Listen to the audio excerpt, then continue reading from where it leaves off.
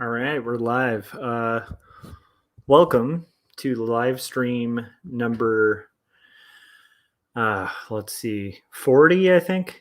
This is Joshua Kemble's live stream where I usually am working on book 2 of my graphic novel. Hold on a sec. Of my graphic novel, which you can, it's a confessional graphic memoir that grapples with questions of faith, mental illness, and depravity and ultimately redemption in a fallen world. It's hand lettered and hand inked and 122 pages. It's available on Amazon.com if you're into indie comics and autobio comics or are curious what I'm usually working on during these live streams.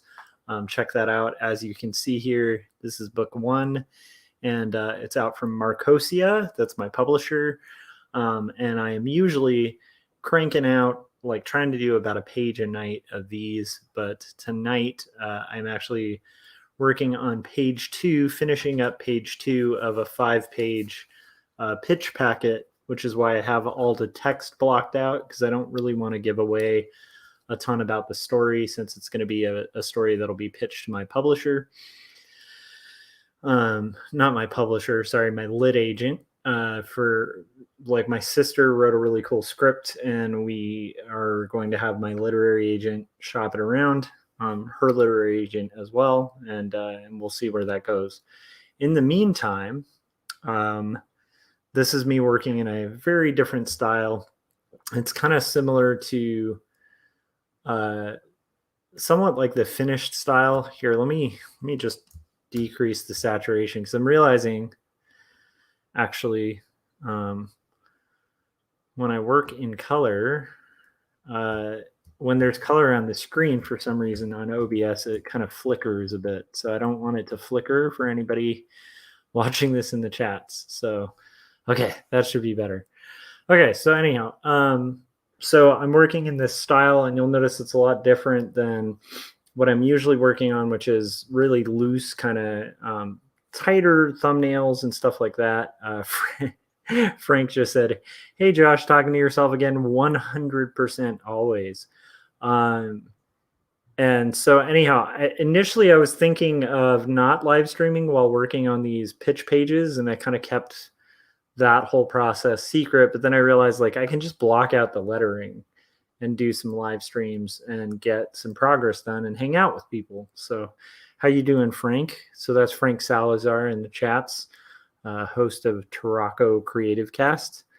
Anyhow, so yeah, so I'm basically working on a comic in a little bit of a different style. So the final pages are going to look something like this, but with color overlaid over it. So I'll be pitching both the black and white and the color version of the pages. But that means I have to take a diversion to do these finished pages in a totally new style for me. It's not entirely new. It's like stuff I learned in art school, which is just more like a pencil rendering kind of look. But it's definitely a diversion from my usual style of like this kind of work, you know, where it's like, you know, inks and it's cross-hatched and highly detailed and kind of in a specific style. So, oh, cool. You got a D-Splat tablet, huh? No, I'm just kidding, Frank. You got a display tablet. That's awesome. What kind of display tablet did you get, dude? So anyhow, so basically what I'm going to be working on is this, and just kind of hanging out and chatting and seeing where conversations go and stuff like that. I will say I've been MIA for about a week because I've been working on these. Like I said, I just had this idea that I probably shouldn't live stream, and then I realized, like, wait a minute, I can live stream these without giving away the golden goose that is the story that I'm working on here. So the XP Pen 13 Artist 13 Pro. Cool. So is that like a screen tablet, or I don't know. Explain to me, and then maybe put a link in the chats for anybody who's kind of curious to look into that. I'm always curious about competing options to the Wacom, uh, and also like always curious about like the Apple pencils and all of that stuff. I'm here on like an old school, just Wacom Pro. Uh, I don't know, but it works for me. um, anyhow, so yeah, like I've been kind of not streaming, and then like honestly, like the last day or so, like just felt super exhausted. Even today when I got home, like I was sitting and having dinner to have dinner with the family, and I just like I couldn't even talk. I was so exhausted. So I had to kind of crash and take a nap, and I realized like part of why I was feeling so tired was it's like that deceptive thing of like you have like one long day at work. At least I did. I had one of those days where I had like one long day at work, and then when I got home, I was like, I'm gonna skip my workout today. I'm just gonna skip it. And then like the next day, I was like, I think I'm gonna skip my workout today.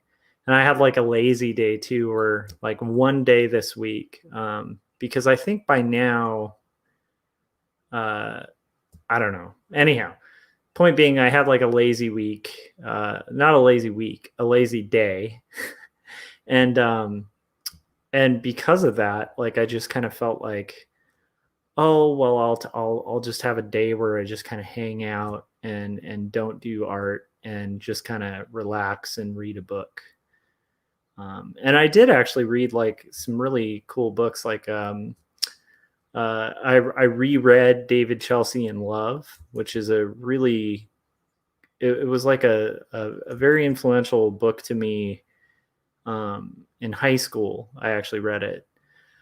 And it was like this indie comic by this guy I'd never heard of at the time. And because at that time, all I was reading was like, early high school. It's like my idea of independent comics was like DC Vertigo, and like The Max by Sam Keith and stuff like that. I didn't really know of like the whole wealth of indies. But this was like one of the earliest ones I read because I had just been turned on to like Dave Sim's Cerebrus, and was starting to kind of explore as many indies as I could at the time. This is the 90s, so like the indie options were a lot more limited than in this day and age, where like you have pretty much access to like almost every anything still in print, or even things that are out of print, like that you can kind of think of, you can get. But at the time, I stumbled upon this book, and it was just like a huge inspiration of like for what comics can do and stuff like that, because it's this slice of life autobio comic, black and white.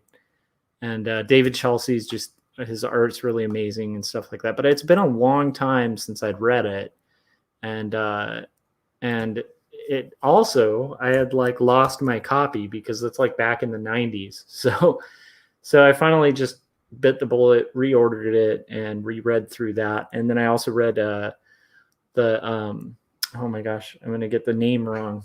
Let me grab it real quick. The new Adrian Tomine book, because Tomine is an artist I really dig. And when I was a young early college student in art school, this was like my guy. Like I loved Tomine stuff because it was like super emo and like beautiful line work and like these quiet kind of stories, slice of life stories. But anyhow, he has a new book out called The Loneliness of the Long Distance Cartoonist. And so I actually read that too.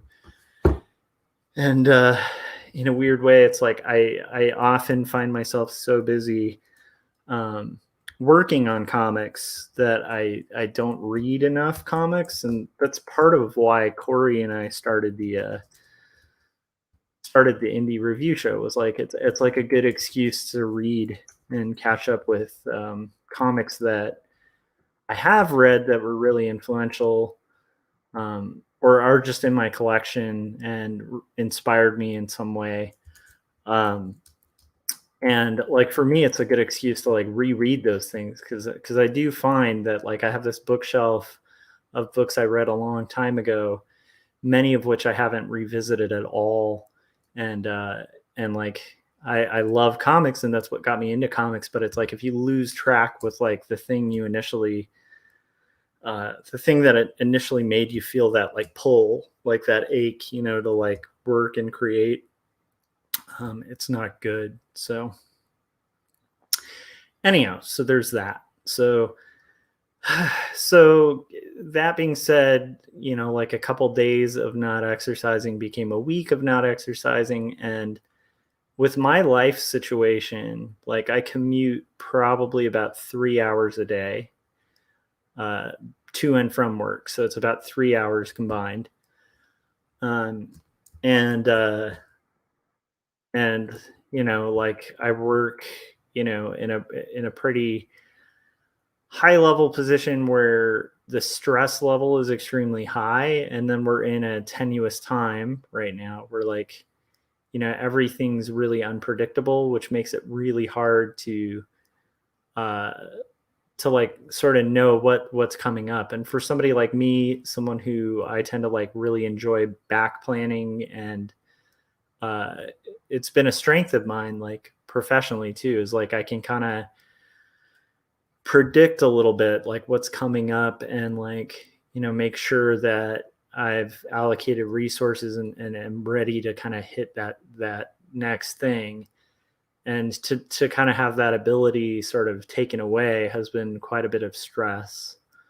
And not complaining, like I'm thankful, and I feel like thankful for a lot of things. But um, but anyhow, that being said, it's basically just saying all that combined led to me missing one day of doing comics, and pretty much like skipping live streaming.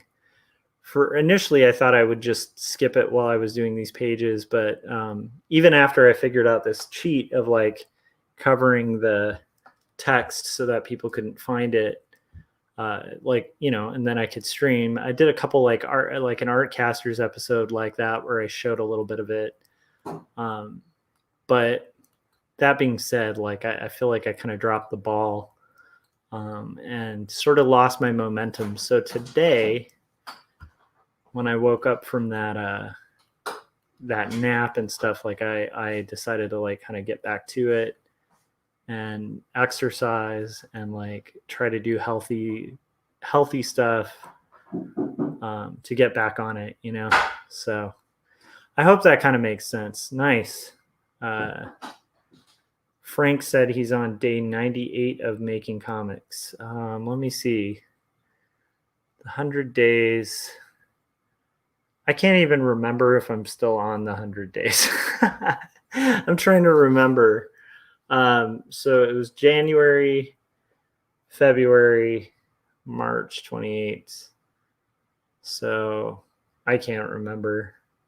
My thought is, I know I started on like January 1st, and technically I've missed one day. So I don't know what that means, but I am kind of like part of why I even wanted to do the hundreds thing is like I actually kind of want to just do it like for what I need to get done. I need to be doing, you know, way more than 100 days of comic making, you know.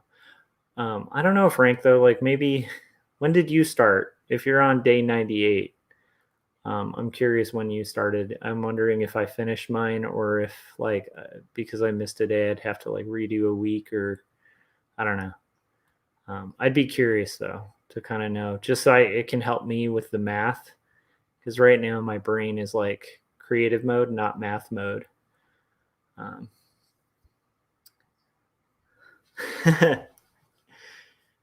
Yeah, and then Frank was saying he's doing good on comics, but slacked off on working out and exercising. Yeah, it's hard to kind of maintain. So here's the funny thing is like, and where I was going with the whole working out thing too.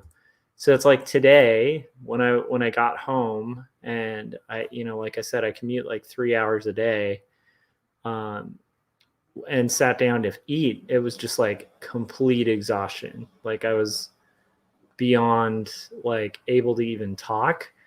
And it dawned on me, I was like, crap, like I really, when I woke up from that nap and like, did Ben's book time and bedtime stuff, I was just like, I can't, it like I've finally gotten to a point in my life where I literally can't afford to not work out. Because if I don't work out, I just end up like feeling it like hardcore. Like, so it's funny because it's like in the short term, doing a workout and stuff like that is like exhausting, but in the long term, it's like that is like, yeah, in the long term, it's like necessary. Like I can't not do it because basically because of the crazy commute I do, like if I don't do like every other day, like decent exercise, like it catches up with me hardcore.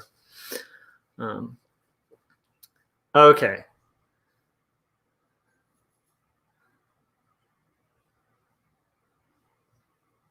Frank said I started before January, I think around February. Wait, February's after January, dude. Okay. And then he said, let me check. I update every day in the AAA Discord. Cool. Yeah, I was doing daily updates too. And then like this like pitch project thing that I got to get revised and in shape kind of threw a spoke in the wheel too. And I think that's actually a fair thing to kind of thinking about it, like what kind of, at least the way I'm wired, I tend to do better when I'm kind of militant on a work habit.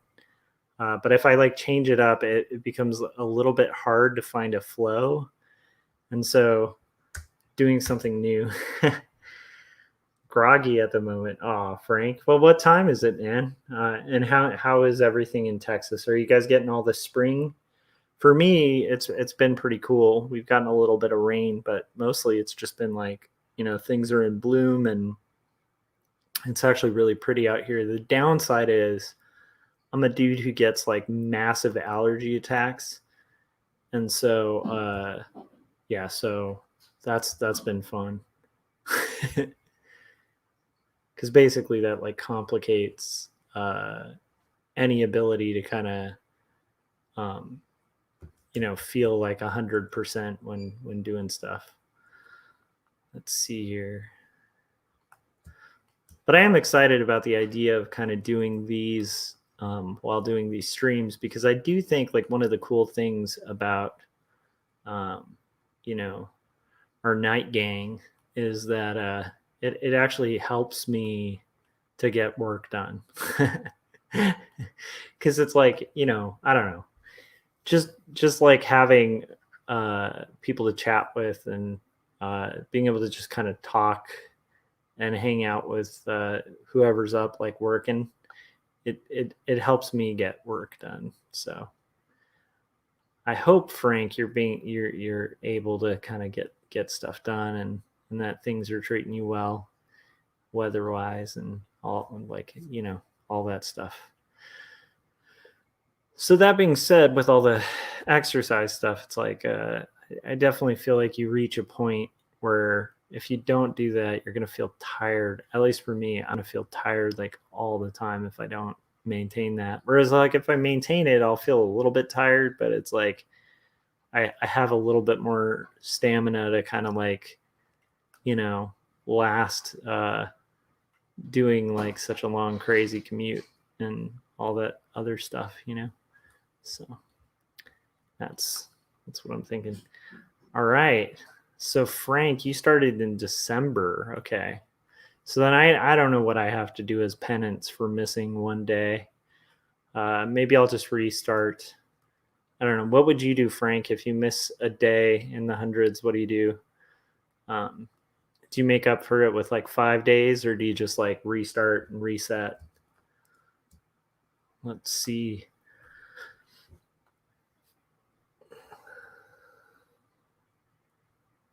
Frank was sick. That sucks. I'm sorry you got sick, man. You said the weather is good and sick a couple days, but I got some work and comics done. That's good. I'm glad you got comics done. I'm glad weather's better. Sorry you got sick, dude. That sucks. Getting sick is not fun. I will say, like, one thing I have noticed is I've gotten sick like barely at all. Like um, usually within a year I get sick multiple times, and I think it's usually because like Ben will go to school, he'll like pick up some sick thing from class, because like kids are like little germ factories, like they like wipe their noses on things, and like like if you've ever hung out with like 7-year-olds or 6-year-olds, it's like they're not like the cleanest little dudes. So like sicknesses go around those schools like hotcakes. So it's like, anyhow, because of the shutdown, like there's been a lot of crappy stuff, but one advantage is like we've barely gotten sick like all year. Just because of like, it's like we're just not exposed to people, and like Ben's not really seeing a lot of other people. So knock on wood. I mean, I know there's like some crazy stuff going around, and I also know it's totally possible for us to get sick, but I've been surprised this year by like how little I have gotten sick compared to a usual year. I think partially because of the Ben going to school remotely. Then again, who knows? I mean, I might have that happen. So just kind of working out these weird pages. I'm trying to kind of just spot in the blacks before I kind of do the rendering. And then I will probably look at it from a distance and stuff. And I might potentially like grab something to drink in a few minutes or something, but my goal here is to like at minimum finish this panel. So if I can finish this panel, I feel like I'll be in pretty good standing. Ideally though, if I could go a little further and get the page, but the goal here is not to like burn myself out. It's just to make sure I'm getting this stuff done. And I really do want to actually finish this pitch. I don't want to rush it, but I definitely want to get it off my plate so I can get back to book 2, because I do feel like I was in a pretty good groove and getting quite a bit done on that.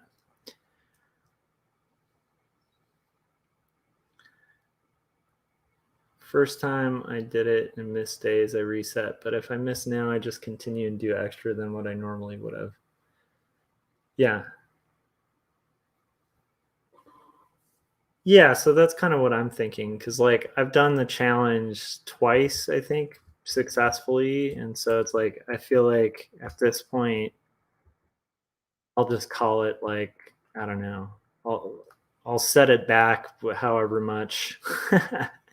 Because I mean my goal is like definitely I'd like to complete it and stuff. So I'll tell you what, I'll reset by like a week because I missed a day. Whatever that ends up being, I'll kind of reset and do that. So yeah. But I do feel like it's the downside of like kind of like the upside of this is I really believe in this project, so I want to make sure we have that floating around and getting pitched out, to other publishers and stuff like that, while I'm completing book 2. Because in theory, what would be ideal is if like by the time I'm done with book 2, then we get something lined up with this. So I can just ride that momentum and like continue kind of making stuff. But we'll see how it goes. But that's the theory of like why I want to kind of pause the work on book 2 just to get these pages roughed out and finished. So we'll see. And I shouldn't say roughed out because these are final pages, whereas the others are roughs. So So what are you working on right now, Frank? Are you working on another mini? Let's see here.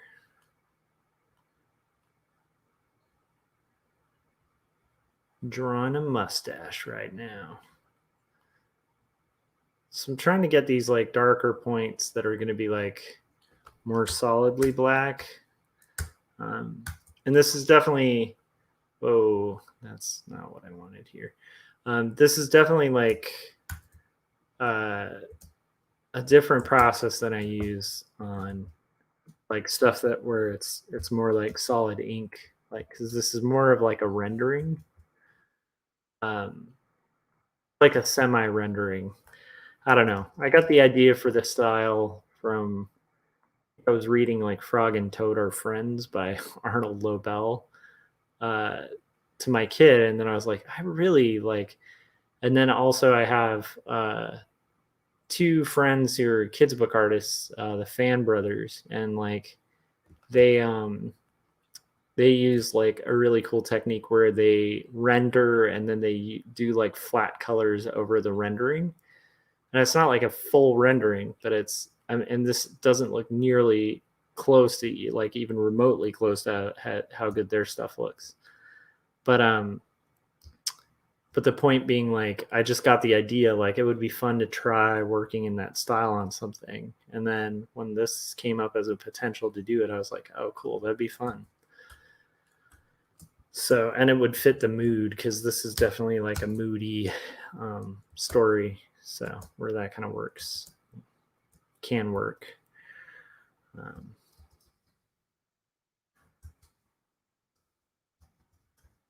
Okay, I think that's enough for the hair. So now I can start getting in there with like some actual rendering. And then the thing you see underneath in blue on this is like was my first pass at these pitch pages where I did a really is almost like a sloppy version of what I do for two stories. And you know, for anyone who hasn't like followed this whole narrative of working on these, we were like midway through our pitches and I just felt like I can do better. So I wanted to give these pages like a little more justice to like the script. Because I knew I hadn't gone as all in on those as I have on, you know, my own comic. So I was like, you know, better to like redo it, get it right. Then if like it, you know, fails to get picked up or whatever when we pitch it, I'll feel good about it as opposed to like being like, oh, if I had spent a little more time. So yeah, let's see here.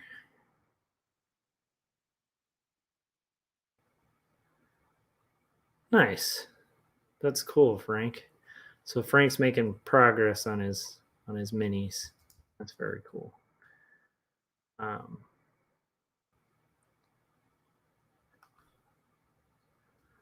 that's rad. Anna completed her hundreds, but she's still going. Yep. I think it's smart to. I mean, you don't want to like you don't want to burn out, but you do want to kind of ride that line. That's what I always try to do is like ride the line of you know being productive and stuff like that, but not killing myself. You know. um, so here we go. But it is like a weird thing of like, I mean, I do think there's value to like resting as well. It's just, you know, when I got to get this stuff done, it's going to help to have the ability to actually get it done. It's kind of a weird style. It's like, you know, but I think it'll work for what we want. So I also got a book on logical fallacies because I haven't studied those in a long time. I used to do debate a lot when I was younger, like mock trial and stuff like that, like in high school. And so it's like I definitely had to read a lot of books on logic and logical fallacies and intro to philosophy and like you know basics of ethics and like a lot of stuff like that. But it's been a long time, and I just was like looking for the next audiobook because, like I said, I do commute for like 3 hours a day, so I'm like, okay, I need to like keep some books going, and uh, I just saw like a really cool book that was like it was kind of like a cursory walkthrough of like logical fallacies, and that was awesome. It was an awesome read. Um, yeah. So anyhow,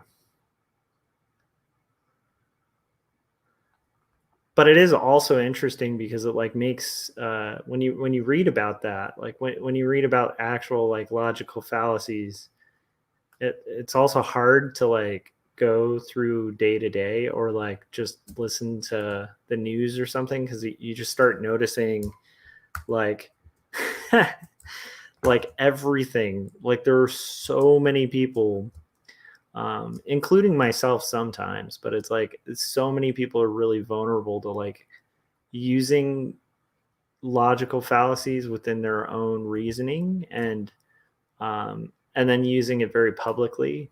And it's kind of surprising when it's like you start just, I don't know, like one day if you're ever bored, just Google the different forms of ad hominem, and you'll be like, holy crap, that's like half the politicians in our country. That's like that's like half my friends. That's it's shocking, like um, to see like how often like bad reasoning is being employed um, by people. And so anyhow, it's also cool. It's fun to read about, and it kind of, I feel like I'm equipping my toolkit a little bit. Not that I'm, I'm not a guy who's like going to be like seeking out like crazy debates or anything, but it's like I do like being informed, and I do like being kind of prepared for conversations, and also to like protect my own mind. So it's like it's fun to read about anyhow. So that's been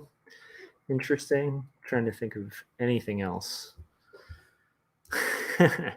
Other than that, it's just like it's been a pretty it's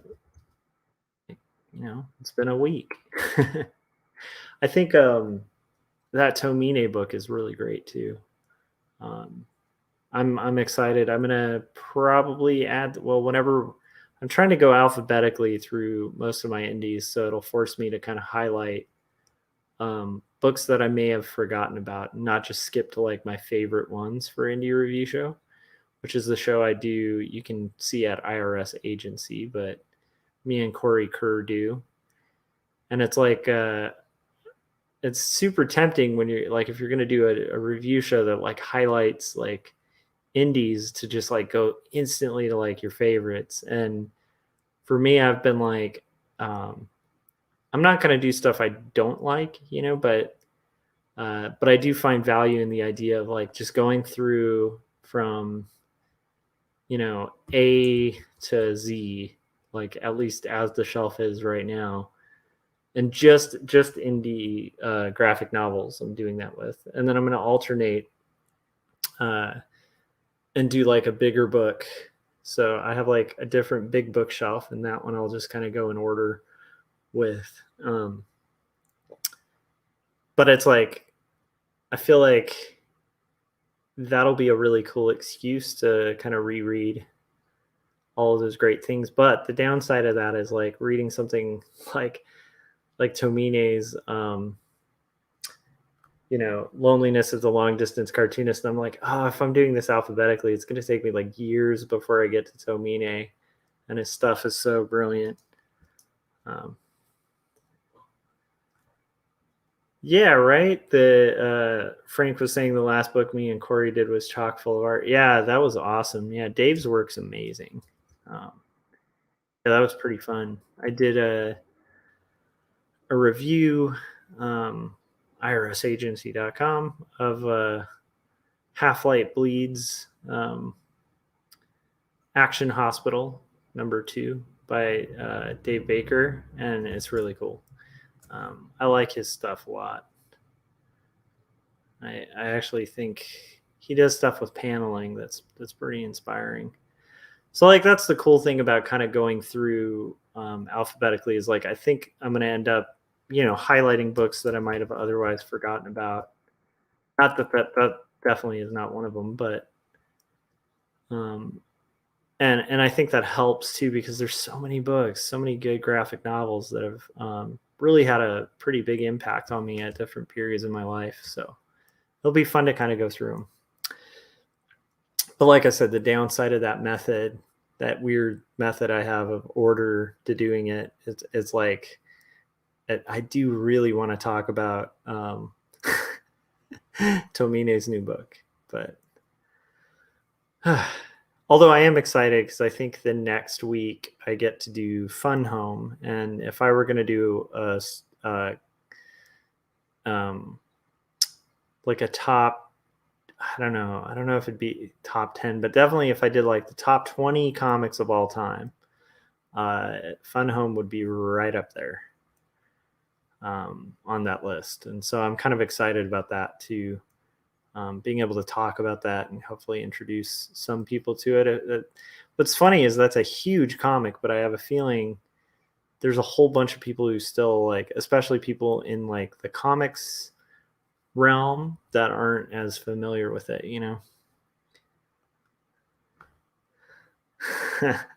Frank was saying, is Corey going to do 2 stories someday? I don't know. That would be hilarious if we like did that and I had to sit through Corey reviewing 2 stories. Corey's told me his thoughts on the book and stuff. I think he liked it a lot. But it would be funny to see him break it down like formally. I'd be interested in that. Let's see here. It'll be like a brutal review where at the end I'm just like in tears and Corey's just like, I'm sorry, man. I had to be honest. I'm kidding. But yeah, that would actually be kind of a funny idea. I don't know. Who knows? Might have to happen. Okay. So we're getting there. That's a face. That is a face. All right.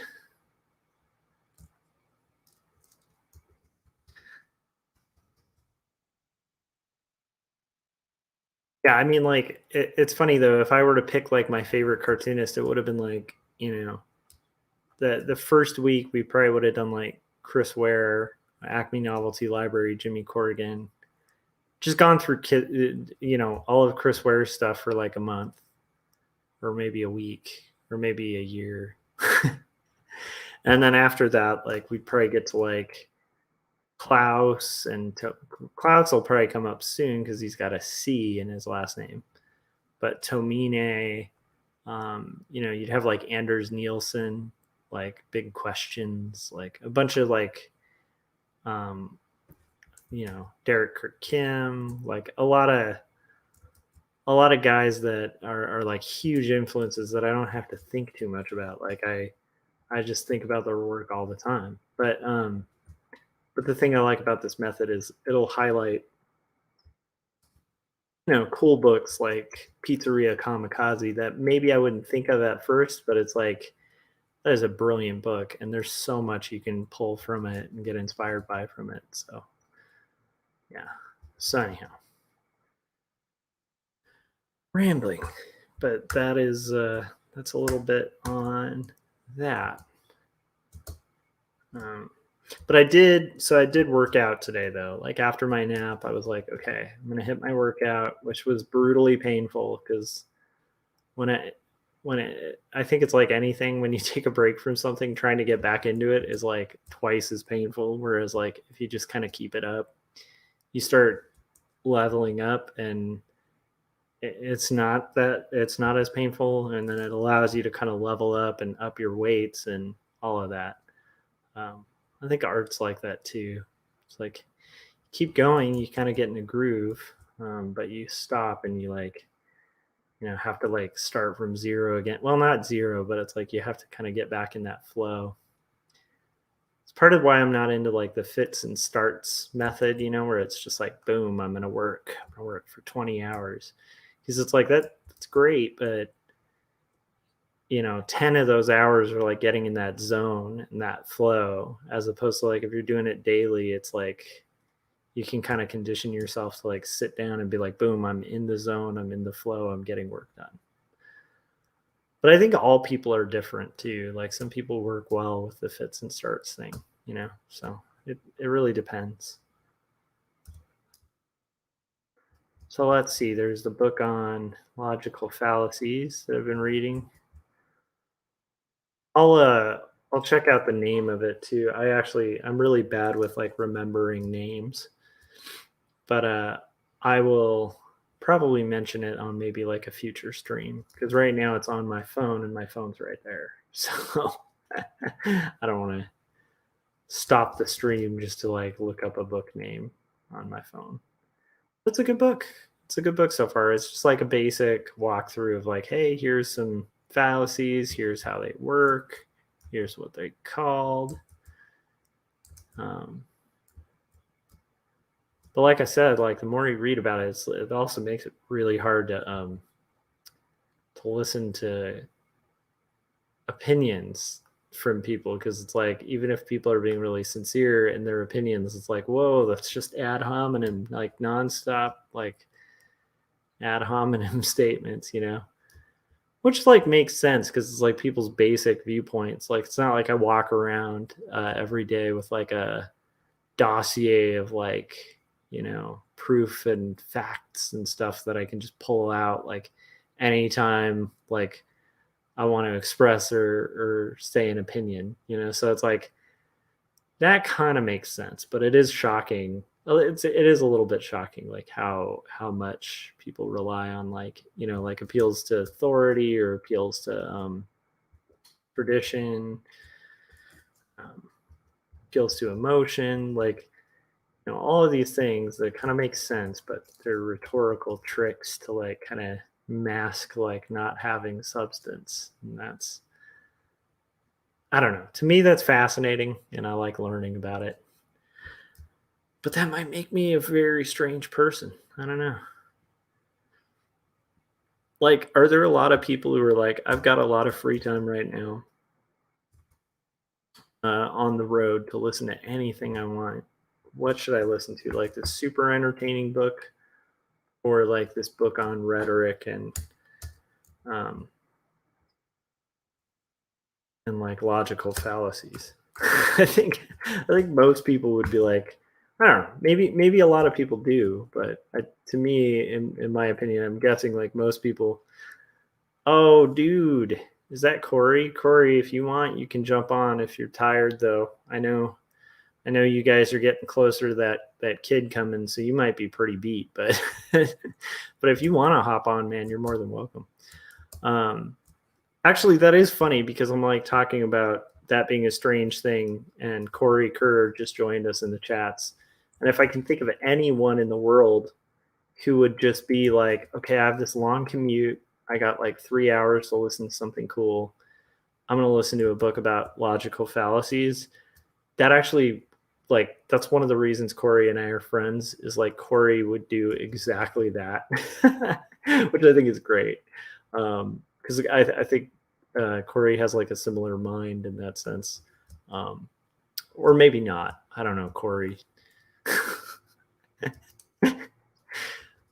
I kind of fluctuate too. It's not like I'm always listening to like books on rhetoric or like, um, like great courses series type stuff. I'm like, quite often I'm like, I want to hear a story about wizards that's really funny, but it's like, but it definitely was one of those ones where, yeah, today it was great. It was great because I haven't refreshed on a lot of that stuff since, like I said, since like high school, um, debate and stuff. And I like even that stuff that I read back then, way back then, which is over, oh, this makes me feel so old, but it's over 2 decades ago, right?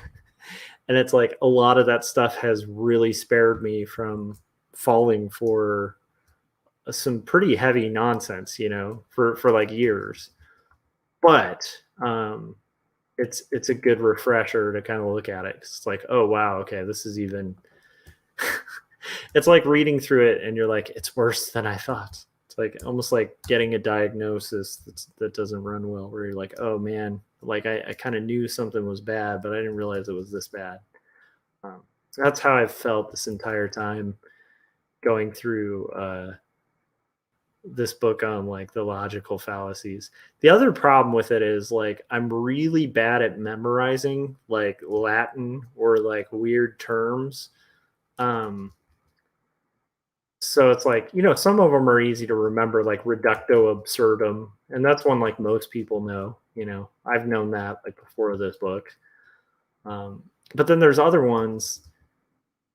It's like I get the premise of why it's a fallacy, but it's hard for me, especially in the heat of the moment, if I am like debating or having a discussion with somebody. It's hard for me in the heat of the moment to like pull it out and just be like, yeah, that's a logical fallacy because it's, you know, some of them are easy, but like I said, some of them are a little far out there, um, and easy, like harder to pull just out of like the off of the top of my head. Um, so anyhow, that's another advantage to reading stuff like that. I'm just equipping myself to be an annoying, argumentative jerk to everyone I know. That's kind of where I'm heading. All right, so we're at 46 minutes, and we're getting there with this rendering. And the screen stopped flickering temporarily. I'm curious, maybe Corey knows, because Corey is like the genius of OBS. But like for some reason when I'm running OBS, if it's like doing color on my stream for like from Photoshop, it like flickers like a madman. And I don't know if you guys are seeing that. Maybe it only is flickering on my stream or something. I don't know, but it looks like all flickery when it's showing color. Which is a little strange. Usually I work in black and white, so I don't notice it. But check it out, like colors there, it's all flickery. And then black and white, boom, nice and solid. Anyhow, maybe Corey knows why that happens. We'll have to see. Okay.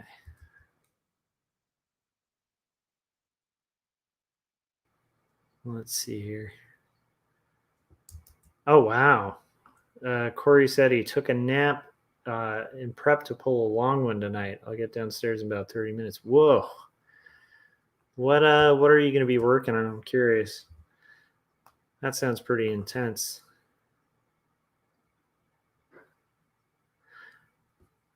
Oh, was there a documentary about the Fall of Veggietales?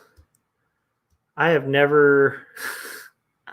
I actually don't know tons about it. Like I knew people who were really into it, and like we watched a few episodes when my son was a kid and stuff. He kind of dug it. Like it's kind of fun. There's a couple really cool episodes.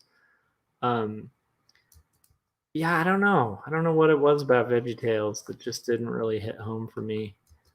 Um, which is funny because I think in that same conversation, uh, Gaz, so Frank's talking about we did like a politics and religion episode of Artcasters with Gaz Gretzky as our guest, Gazbot, um, and who's a really good artist. But anyhow, we were talking about that stuff about like how artists navigate sort of politics and faith in art. And we were kind of talking about like VeggieTales, and well, we weren't talking about VeggieTales the whole time. It's just VeggieTales was brought up, I think, by Scott Serkland, who is not himself religious, but like really liked that show, even though it's like a pretty overtly Christian themed show, and it has like the morals and like a lot of ideas of Christianity like kind of embedded in it. And I actually mentioned I'm like not like the hugest fan of VeggieTales because I felt like it's a little too overt, and also I don't know, there was just something about it that didn't ring as like high of quality as other stuff, which is sad to say because it's like it's not that it's a bad show, but what was funny was within like the same conversation, Chronicles of Narnia was brought up and C.S. Lewis was brought up. Um, I think Gaz was saying like that was a little heavy-handed, but it's a good story. It's just like, it's pretty obvious what it's about and stuff. And I remember, like just finding it weird because like the thing I didn't really dig about VeggieTales, I felt like I loved about the Chronicles of Narnia. So it's like, I don't know. I kind of feel like it just has to be um, done well. I don't know. But yeah, I'm curious about that. A YouTuber named Saber Spark made a video about it. Okay. I'll have to check that out. The creator was pushed out? Why did he get pushed out? Now that's kind of weird. I'm kind of curious about that. It's got to be nuts. Oh, Frank, you got to give us the lowdown on this VeggieTales drama. All right, so that would suck though. Depending, I'm not really sure why, so I shouldn't speak like, if you pulled like a Bill Cosby, then maybe maybe you deserve to be pushed out. I don't know. I don't know why he's getting pushed out. Okay, so this is supposed to be like okay. I have to do this a little smoother.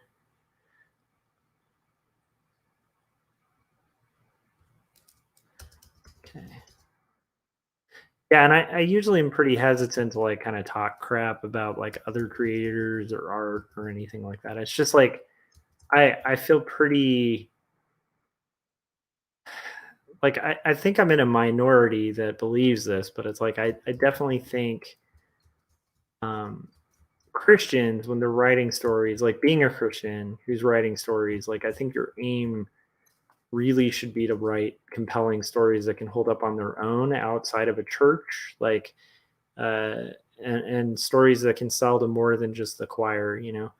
Um, but I don't judge anyone who's making a living doing something, where it's like, hey, if that's where your living's at, that's cool. But I will say, like growing up in the area I lived in, playing in bands, had we called ourselves like a Christian band at the time, we would have had like 20 more venues um, to play at. And we knew people who were like not believers or anything, but they just call themselves that to like kind of get free gigs and audience pack shows and sell albums because they could play churches that would just like, or youth groups that were like mandatorily there.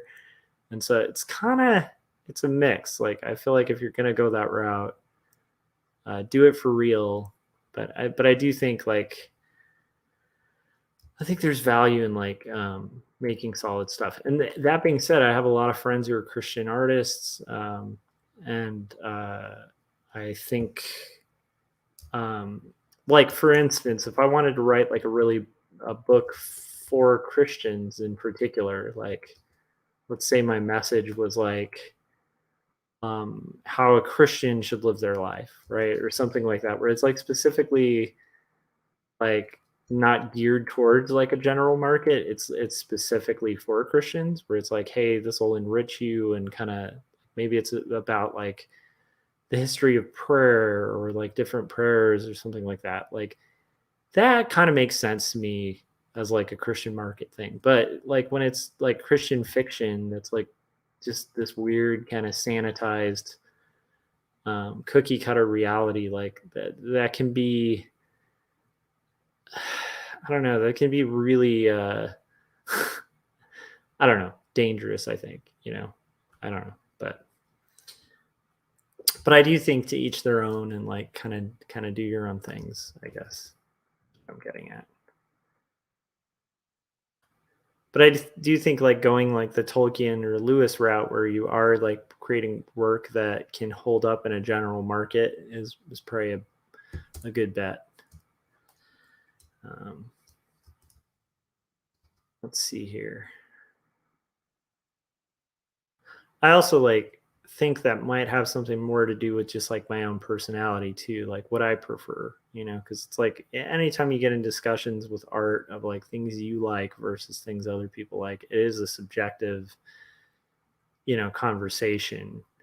Because like the experience of beauty is somewhat subjective. Like, like I really like the Dada movement, right? And so it's like, a lot of people will kind of point to like the toilet and the bath, like there's a famous piece by Marcel Duchamp, I think it's Duchamp, who did the toilet in the art gallery thing, and I love it. Like I think it's hilarious and amazing and inspiring, and kind of provokes thought and kind of pokes a little bit of fun at the art institution at the same time. I really like the Dada movement. And yet there's a lot of artists and people who get like infuriated by it, because they're like, well, are we now saying a bathroom's beautiful, and like, or a toilet's beautiful? Because he literally just installed a toilet onto the side of a gallery, like with a plaque underneath it, and like signed it. I think he signed it like R Mutt or something. He didn't even sign it with his name, but I think he even wrote a paper on it where he was like, hey, like I could like put a toilet in an art gallery and like sign and date it, and it'll be accepted as art, because that's kind of where it's at. Ooh, okay, let's see here.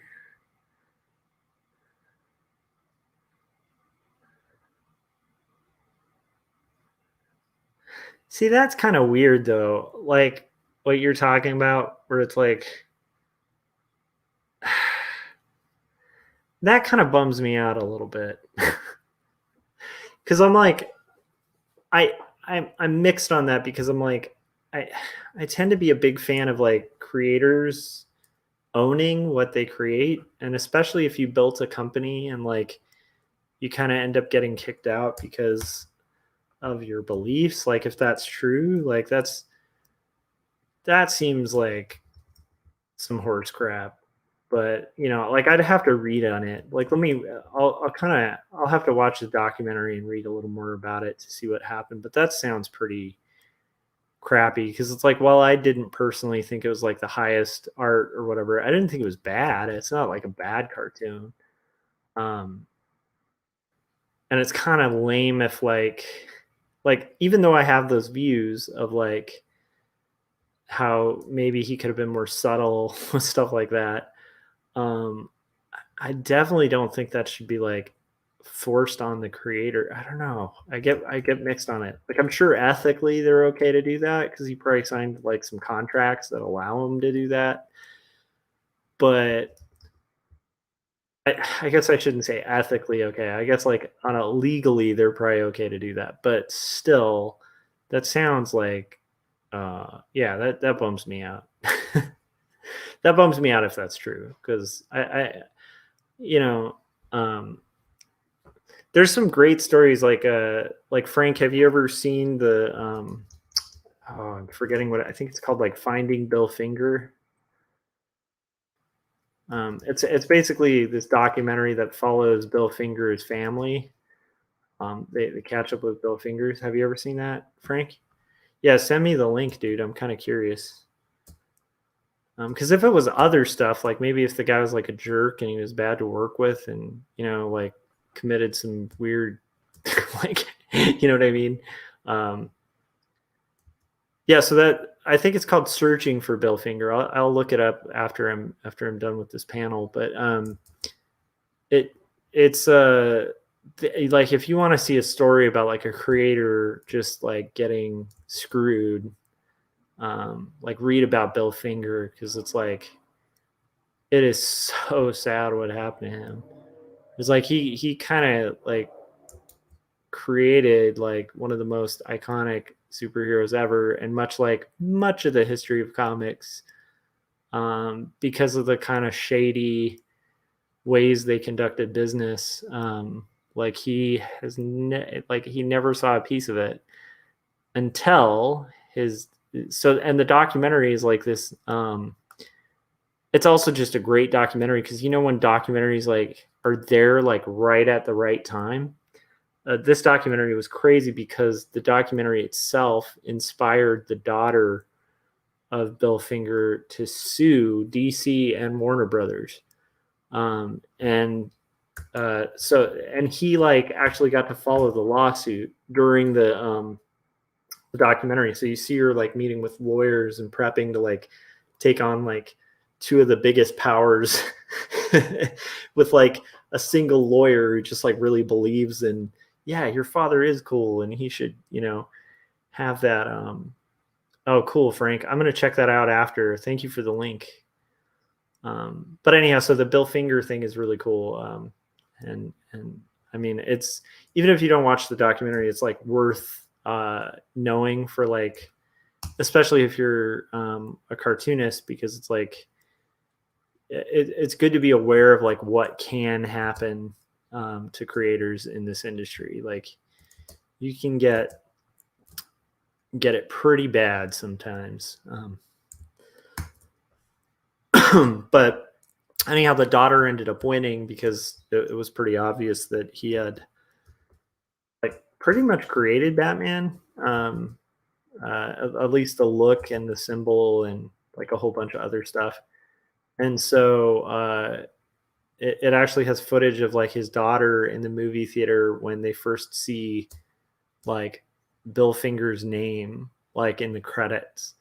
And it's like, for years, like people just denying it and like ignoring it, not giving him credit. They like kind of threw him a bone and let him like write like 2 Batman TV series episodes, like, but he pretty much died like in obscurity and I think fairly heavy poverty. And he's like the guy who co-created Batman. I mean, like that's just, I don't know, seems wrong, But anyhow, it's like, but what's cool is I think that like Warner Brothers and DC like made it right eventually, with the threat of a pending lawsuit. I think she got some percent, like a percentage of those bat royalties, and then also he gets title credit in a lot of future work, which is rad. So that's cool. So lesson to my son, if like, some creation I do, some comic I make, like it's huge, which it won't, but if it got that huge, and Benji's watching this like 50 years from now, sue the person. I'm kidding. But yeah, I'm gonna have to watch that documentary. That sounds fascinating. All right, this is great because I think I might be close to finished with this panel. I just have to get a little more detail in here. And then I think I might hang for like a little bit longer too on this stream and get this business going.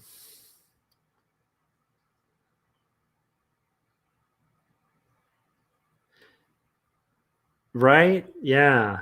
Yeah. Bill Finger, like him and Steve Ditko and like Jack Kirby, some of the most screwed over people in the history of comics. Unfortunately, I don't know if Ditko ever really got retribution. And that kind of bums me out because I and we've talked about this, at least on Artcasters, but it's like when Stan Lee passed, it was so hard to know how to navigate talking about him because on one hand, it's like his business prowess and hustle and like, his personality and like his true believer and like just his editorials in the back of comics and stuff, like his like Stan's soapbox, all of that like had a huge impact on like getting me into comics. And for the longest time as a kid, like I sincerely thought for a very long time that like Stan Lee, like I actually thought for a little bit as a kid, like when I was really little, I thought Stan Lee drew Spider-Man. And then as I got older, I started realizing like he didn't draw Spider-Man. And then as I got even older, I was like, oh, it's like it's kind of hard to tell whether he like wanted people to think he drew Spider-Man because it kind of seems like he did. And then like you read more and you're like, oh wow, he kind of screwed over a lot of his coworkers. And anyhow, it's it's weird because it's like I love Stan Lee, and I love the fake. It's not fake. It's like I think it is true, and I love the image he painted and the work he did for comics and stuff like that. But there's also just like it's a really complicated thing because he also like really ruined a lot of great artists' lives, whether intentionally or not, um, and so that's tough. It's like it's hard to know. It's like when I read Jack Kirby's accounts of Stanley, I was like, "Ooh, okay." So it's, but it's like anything, I think, where it's like there's nuance, to it, and it's not like a simple story, But but the weird thing is, like, as much as I like feel conflicted about Stan Lee, you can't deny like what he did for comics. It's like he did do some great things for comics. Um, I'm gonna shift off the screen real quick, just to go to full cam, just for about a second, because what I'm gonna do right now is get this. Which issue, dude? Wizard magazine. I miss Wizard magazine, man. That was a great magazine. That's actually how I found out about Jeff Smith's Bone. So I took off the view of the art because I'm going to erase around the lettering, and I didn't want to give away story. So for anyone.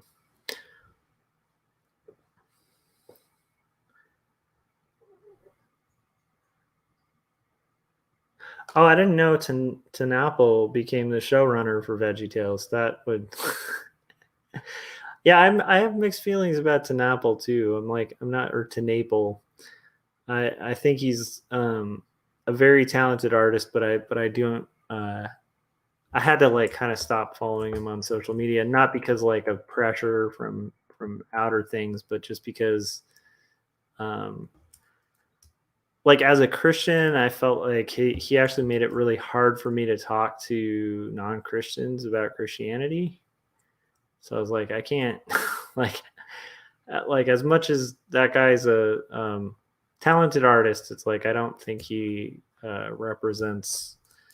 Um, I don't know. I don't personally feel like. Uh, yeah, it's a complicated one. I don't want to publicly talk crap, but I just feel. I think the way you described it, Frank, is pretty accurate. I feel mixed about him. Um, but that's cool. I'll have to check out. I got to check out that. I have to check out that documentary. Let's see here. Okay, so we got this going through. We got this going through.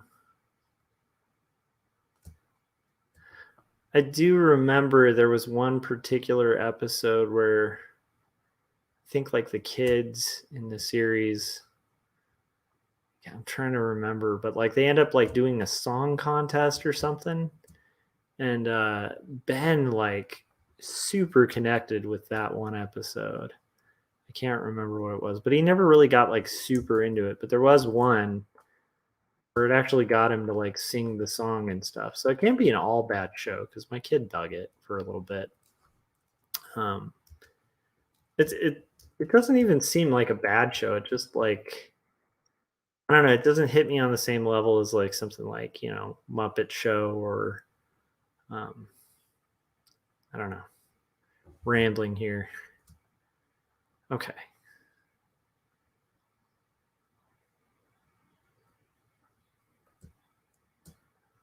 So we are getting. Oh, let me. I think I can throw that back up. Let me get back to the daily stream thing. Boom. I'm back.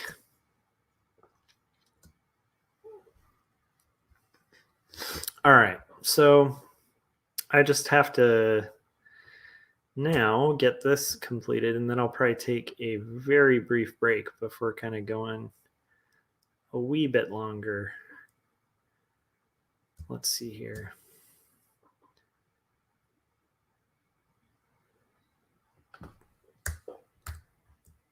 Okay.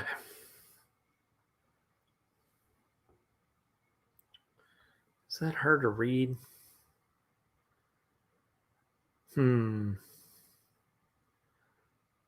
Okay. Ah, that's because I didn't finish cleaning it up. Okay.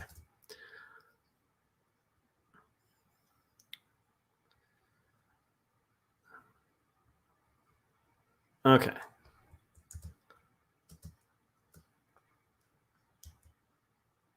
Yeah. Okay.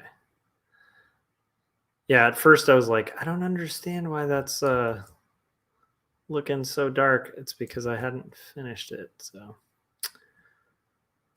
okay, so this might be a fair place to stop for a second, take a break, and grab a beverage. Okay. Yes. Okay, so I'm going to save, and I will be right back. Thank you for hanging with me, and I will see you in about 2 minutes. Well, 20 seconds more like. So I'll be right back.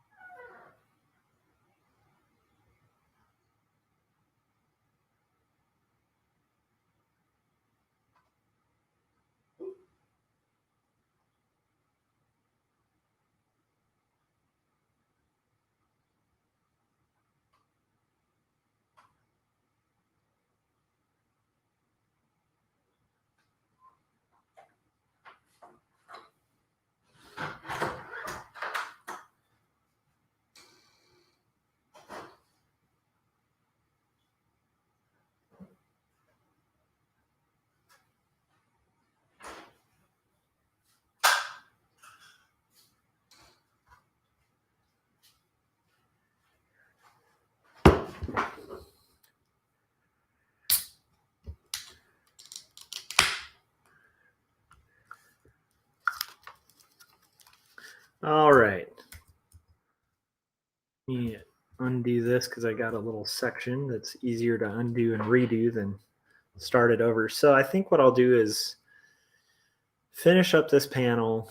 Let's see what the next one looks like. Yeah, okay. So maybe I'll do this and start the next and see where we're going. All right.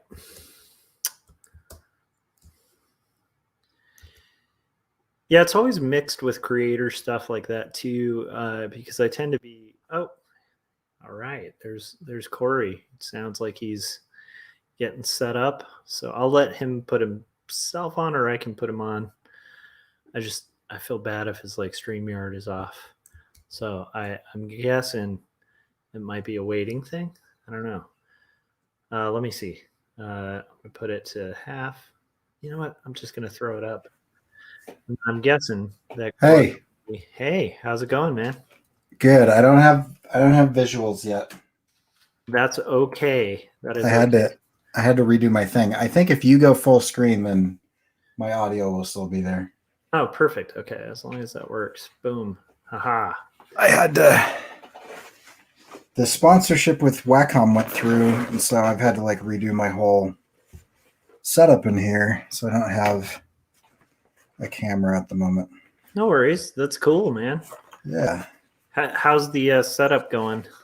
Coming along. it's good. The new Cintiq 22s are awesome. Yeah. I All mean, right. when I say new, mine was like over 10 years old. So I understand. yeah. I still feel like my car is new and it's not at all. It's like 6 years old, and with the commute I do, there's already like 160,000 miles on it. Oh wow. For a 5 or 6 year old car, that's pretty insane. That is insane. But such is commuter life. Yeah. So, I am seriously considering starting some sort of animation studio. you should. I mean, running something like that sounds like the worst. But at the moment, like, I mean, what is it? It's like the third month of the year, and I have like 4 major clients that I'm like, I don't have time to do it all. So Yeah, that's a good point to be at. I mean, like it, I would kind of measure it in the sense of like the clients that are personal, keep it personal. The clients that are for business, like think like a business. If you're running a bakery and you're getting too many orders, right. The other option is just raise my prices again, but that doesn't seem to work. Well, you could try it though. But like, do it with intention. So it's like if you raise it, or you can also just make your availability more scarce, which will just make the queue longer, which is okay. So yeah, I think those are your 3 options. It's like the fourth option is pretty tempting though, and just say no to everything and then make whatever I want. Well, there's that too. You can just start saying no. That's totally true. And then you can just like honestly, like, like 1 or 2 animators that you could shift it to, Yeah. You're like, hey, I'm not available. There's this dude in Washington that'll take your stuff or whatever. I don't know what dude in Washington I'm talking about, but you know what I mean. Yeah. I recently got a cool gig and I did what I wanted to do of it and then turned it over to somebody else, and I just get 10% of everything they make off of that client. That's a good way to do it too. You could just do a referral style, be an art rep almost. It's a good way to do it too. Yeah. Yeah, there's a bunch of ways you can go, man. But if it's like stuff you want to be involved in and like you have a vision for, then like nothing wrong with outsourcing, directing it. That's cool. Yeah. It's got to be clear in communication and you'll be fine. Yeah. Yeah. Anyway, this week it's a good problem to have. Yeah. This week has been nuts though with all of that. Yeah, I was just talking about, well, I don't know if you caught the very early end, but I had a similar thing this week. Nothing remotely comparable to like what you're juggling, but probably. But it was a week where I dropped the ball. Like, I'm glad we're going to talk with Gary because like that's one of the things I told Gary, yeah, I'm going to try to get something going for Wednesday. And then I completely forgot. Oh.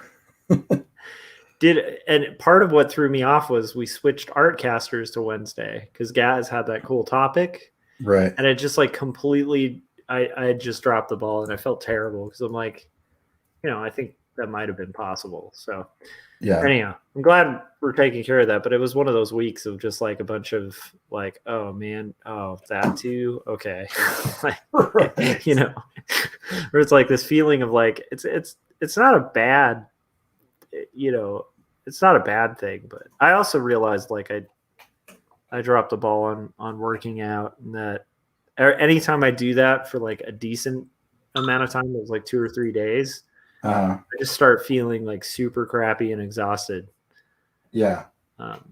And I think I've told you this before, but it's like I think because of the commute I do, that is like, it's not even optional. Like I have to do that in order to like have the energy that like most human beings have, Yeah. Well, I had the fun experience of possibly cracking or bruising a rib. Oh, okay. How did this happen? Was this doing extreme sports or something? I wish I had a cool story, but I don't at all. I'm just 40. And so I don't know. My back has been messed up for like ever since the pandemic started. I'll be right back. I'm gonna switch over. No worries.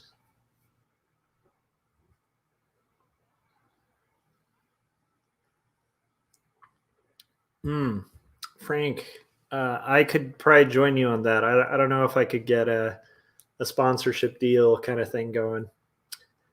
I think with Corey, I think it helps that he has these brilliant animations. And so for a company, it's like that's a pretty good trade-off, you know? Oh, there's a Corey. How you doing, man? Here we are. I am good. I'm just going to my laptop for the stuff. So we'll put No worries. Over here. Can you hear me if I'm like this? Yeah, that works. I'm just gonna move the mic out of the way. Yeah. Oh wow, so you are like setting it up. Yeah. I'm gonna turn this off now. There we go. Okay, now I'm just over here. That makes sense. So I was these are the two dumbest ways, like not even dumb like entertaining dumb, just like stupid and boring. Like sometimes I hurt myself and it's funny because like I was doing something that is an entertaining story. Not at all. I was putting my shoe on and I misjudged how far away I was from the wall. And I had like a rib that was out. And so I've been going to the chiropractor for my back and my arms to try to get all that back. And he had just adjusted the rib. I was doing this like foam roller thing. It's working really well. And so it felt great. And I went like full 24 hours with like no back pain and no neck pain and no arm problems. And I was like, wow, this is really nice. And then I'm going outside to play with Maddox. And I thought I was like 6 inches away from the wall, but I was like 2 feet away from the wall. And so I lifted my foot up to put my shoe on because like I live in a place where you have to take your shoes off because it's just so snowy and dirty and stuff outside. Yeah, that makes sense. It's probably a good habit anyway. I grew up in a family where we didn't do that, and so it's really hard to get used to that. Same. But it's way more. I mean, it makes a lot more sense. Leave those stinky things like at the door, and you know. So anyway, so I leaned over thinking I was going to lean up against the wall, and instead I just fell full force 2 feet. Oh. And the bottom railing of the stairs just hit me right in that rib, right in the small of the back. Oh. And so it knocked it back out. And so then I was like, oh, that hurt, right? And so then I went and played with Maddox or whatever. It got worse. So I'm doing like the foam roller for a week. Got better again. Like it was pretty painful for about 2 or 3 days. And then on the foam roller, I'm like, I like put it out. I put it under my back, and I lift up so that nothing's touching the ground except my feet and my head is in the foam roller, and then I just walk backwards so it just rolls down your spine, and it's been working really well. I turned slightly while I was doing that, and I heard a crack, and I dropped like a full inch, and now it just hurts to breathe. So it's like I'm trying to like do deep breathing exercises so I don't give myself pneumonia while I have this rib problem. So I went back to the chiropractor, and wait, for a broken rib, you went to the chiropractor? You need to go to the doctor, dude. Like, if it's broken. Yeah. Which I don't know that it is. How would you know other than going to a doc? Like when you think you've broken a rib. Corey. No. Don't stick like a lance in your ear, dude. Like if you think you broke a rib. No. It's just, with bone stuff, I go to chiropractors. If it's not broken, for a break. If it's a break, then yeah, I go to the doctor. But there's not a lot. There's certain breaks that like it's not even worth going to the doctor. Like if you break your toe, ribs and things like that, because you're going to spend money for them to go, well, rest and relaxation, and we'll see in about 8 weeks to see if it heals up. Yeah, And they'll so, also usually be like with a toe, they'll be like, do you need like a splint? Because there's like a toe splint you can get at Walgreens for like $10, but we could charge you 80 for one. right, So, exactly. and you're gonna take it off anyway because it doesn't even work. And you're like, oh, well, Yeah. thanks Oh, for anyway, yeah. he's got this. It's like a tuning fork, sort of, and he puts it on the ribs, and it, if it's broken, it vibrates or whatever. And he's like, okay, so we'll see you again on Tuesday.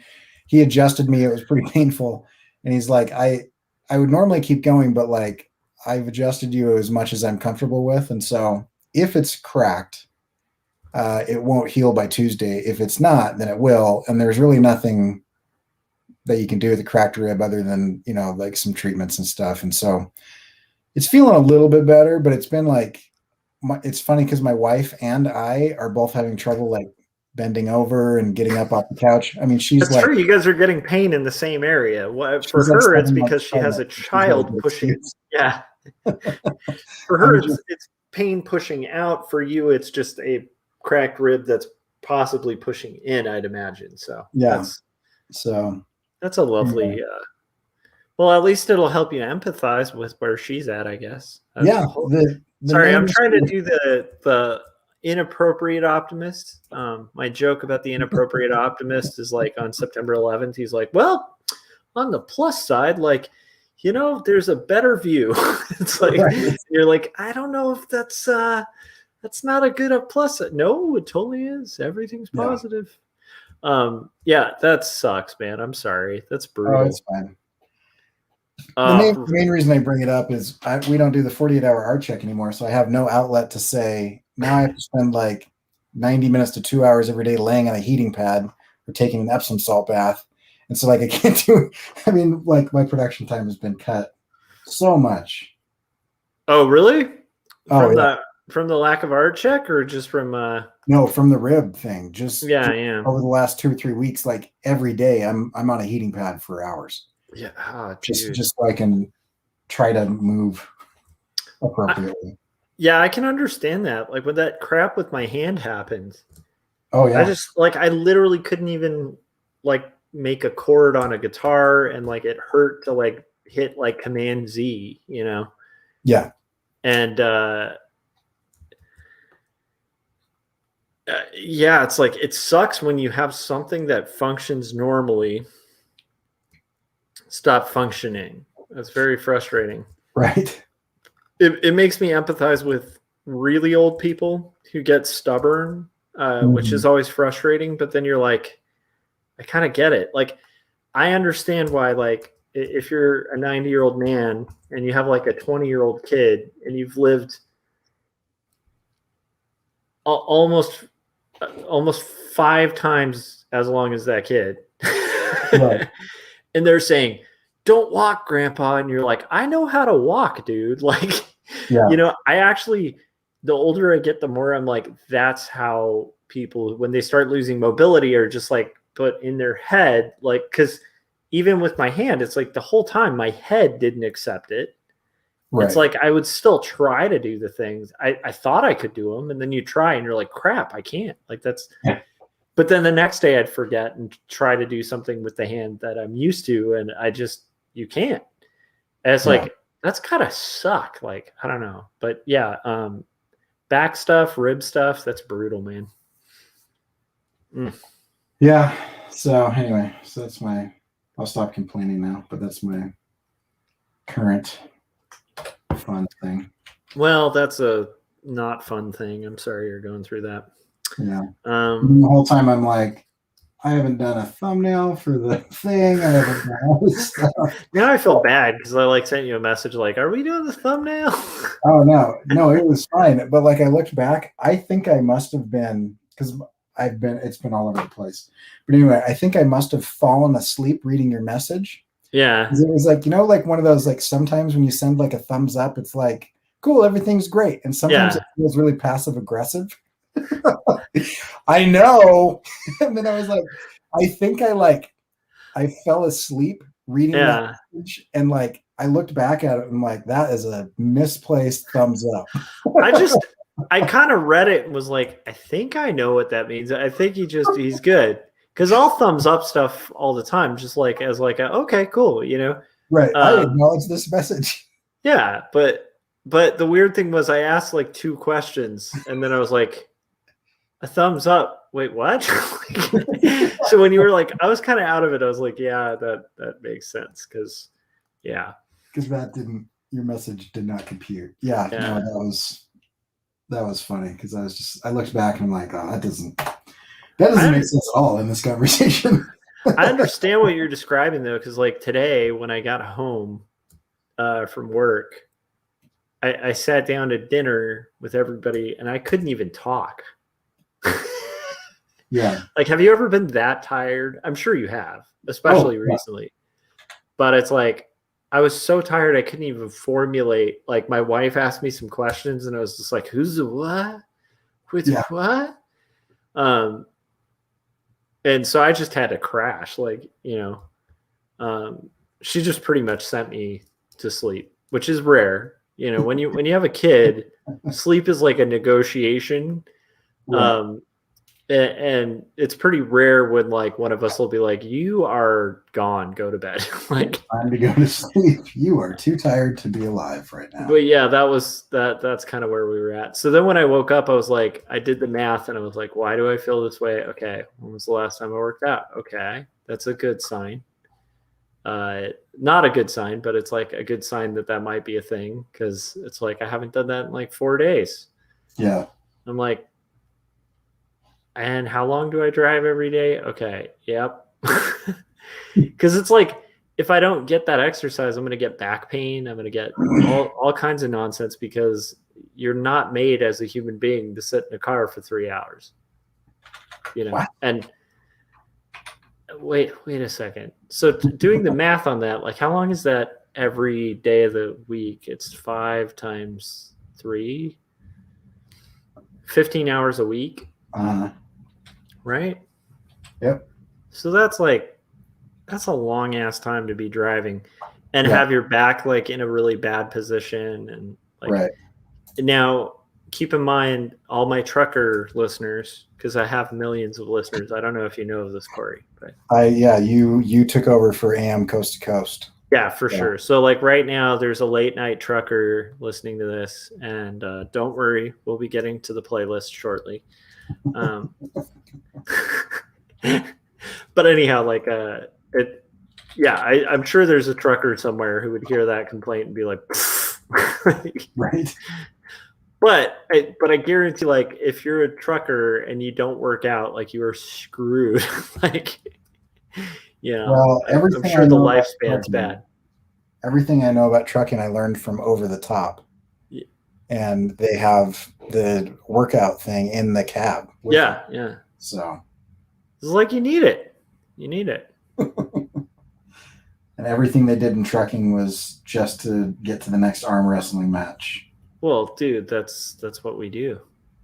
I mean, they do, not that I have a whole genre. I used to have mixtapes called trucker rock.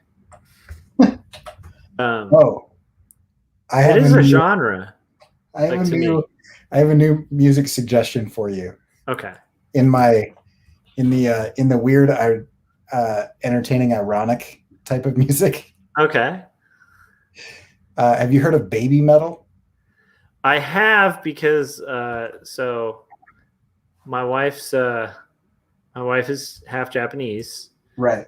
And then her sister is half Japanese and really obsessed with a lot of Japanese like K-pop and that kind of thing. Yeah. So I have gone down the baby metal rabbit hole for sure.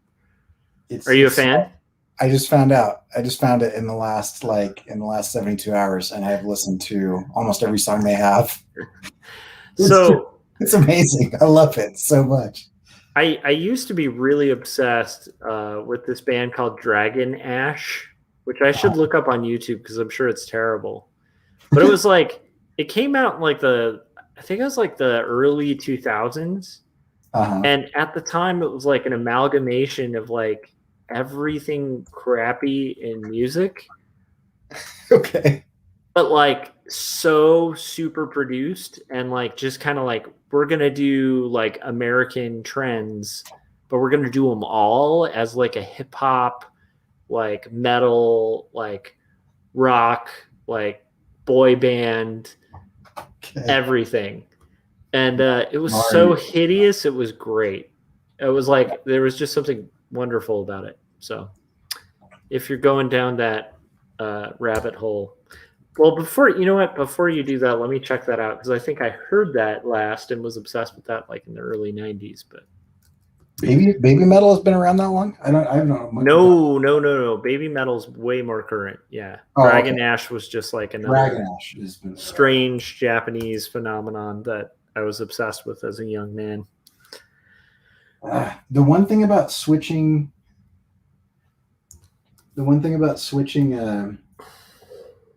Wacom Cintiqs is I had my other one dialed in exactly how I wanted it. Yeah, the switchover is always crappy. So you have to like redo your sensitivity settings and your shortcuts and yeah, I had all kinds of macros programmed into the buttons and stuff. Anyway, like the secret draw and animate this button that does the work that you get paid for like within minutes. Oh yeah, that one. Mm-hmm. Yeah, all the clients know about that. It's weird that we forget about it all the time. And just push the button. What button are you talking about exactly? All right. So you used to work in video editing, right? Yes. Like, okay, so how common was it for somebody to say, hey, this thing you edited and you already went into post-production with, can we change like 3 words I said? You have like music and everything, and it's gone through like multiple passes, and you're like, Well, I mean, you know me, I am very clear with my clients. Yeah. So not very often, because we would get like very clear approvals. And then if they did do that, I would just charge them more money.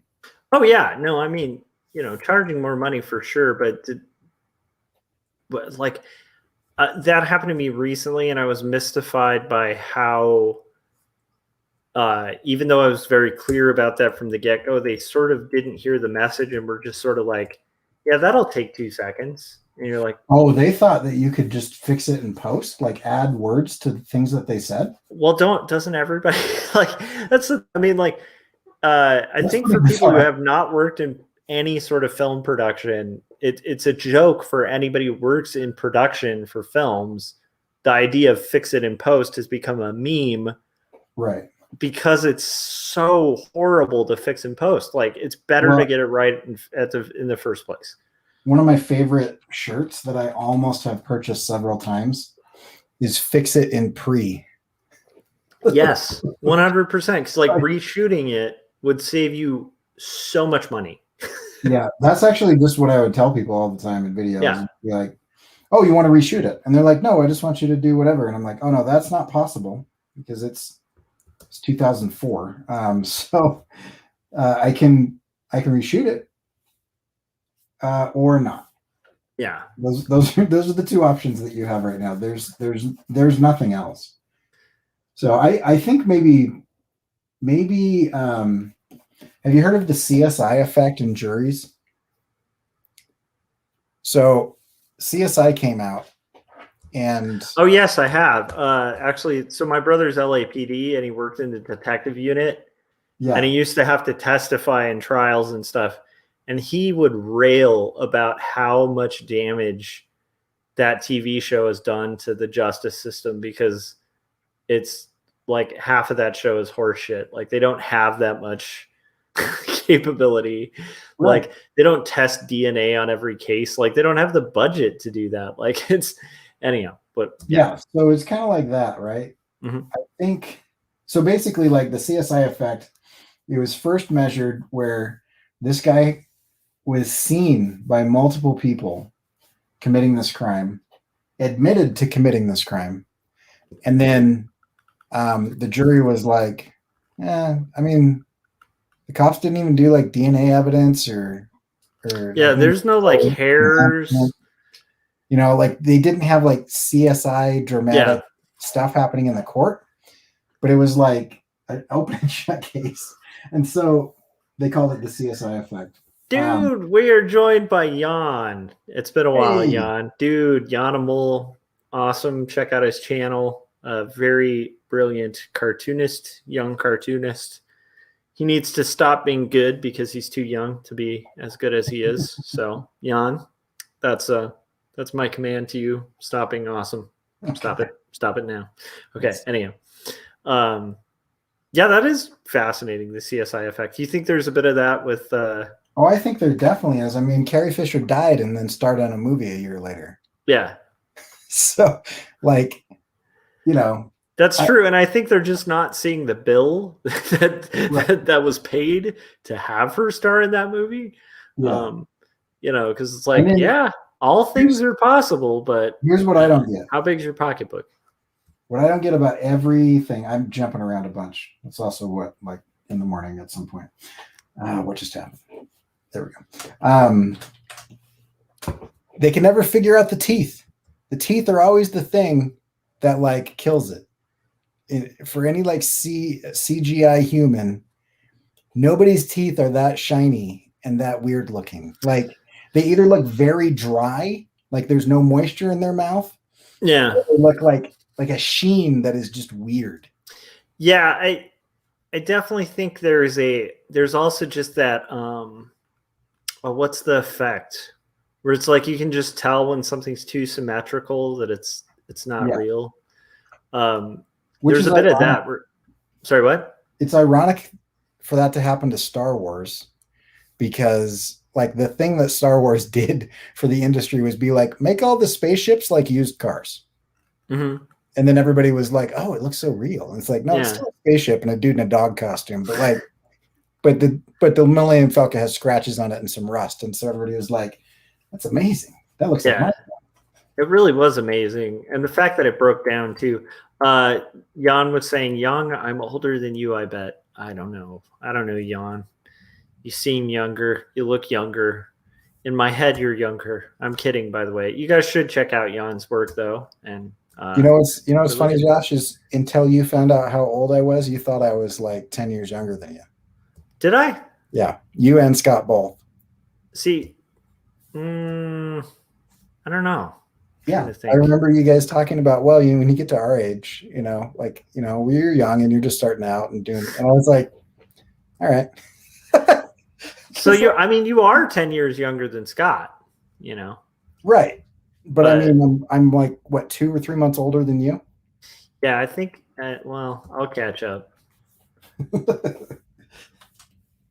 It is all perception though. So I don't know. But I do think Jan is a spring chicken, and I'm just kidding. I have no idea, Jan. I am totally misjudging. You look young, right? Corey, did you think Jan was young? I don't think about people's ages that much. I don't know. It's just he seemed like a young, scrappy cartoonist. But you know what's funny is like also I've realized the older you get, the more like people just seem like younger than they are. Yeah. Like even when I was reviewing Dave Baker's stuff, I believe he's in his 30s, right? And I think I said on like while reviewing it, like I think he's like in his 20s. Yeah. And I realized afterwards I was just doing that because like to me somebody in their 30s seems like somebody in their 20s. And that's a fair point. Jan was saying he was born into the 1800s. So we definitely I'm sorry for having brought up age because 1800s is definitely you out age us for sure. Okay, there we go. I have a screw-on head now. Yes. Oh, did you actually add like a screw to it? Yeah, for the thumbnail. It's not worth it, but I am excited about it. It is worth it. Like to me, things like that are what make doing shows or anything worth it. And I will say there's value to those moments because like every threadless shirt I had that hit, was always based on an idea that was like crack me up or like kind of gave me that moment where I'm like, I don't know if but this is pretty funny, you know. Yeah. There's value to that. What's Corey doing new intro? Corey is working on the thumbnail for the next indie review show, which you can check out. Should have done about 5 days ago. Yeah, but you can check that out at irsagency.com. And we literally got that URL, IRS Agency. And it's the indie review show where we basically review independent comics and art and movies, mainly comics. And we do like a pretty hardcore. Corey, you gotta do the pitch because I'm failing at it. I'm failing at it with the hardcore and then the word starting with the P. I don't know where I was going either. I was starting to realize like I'm pretty exhausted. It's like you're making it a much more interesting show than it is. It's indie creators talking about comic books and movies and cartoons that have inspired our work. That's and we do one a week. Yeah, and we basically come at it from an angle where we talk about how it inspired us and then like what we can kind of take from it as creators or what has influenced our work. But anyhow, so Corey very aptly is doing Mike Mignola, The Amazing Screw-On Head, which is pretty exciting because that's a book that I like love. I had the floppies for quite a few of them, and then like somehow I lost track of it, but I love it. I believe Dave Stewart does the colors on those. Does he? I don't know. Yeah. Well, Dave Stewart, I think, yeah, he's one of the best colorists. One of the best. He did all of Hellboy, but I'm not sure if he followed on Amazing Screw-On. I love everything about this comic. I'm just grabbing some images for the background. Yeah. And they're just so fun. So good. Yeah. Okay, let's see. I'm gonna hide the rest of these. Nice. So what are you up to, Jan? What are you working on right now? I'm curious. I hope you're having some good productivity. I'm imagining, Jan, knowing you're working on your comic.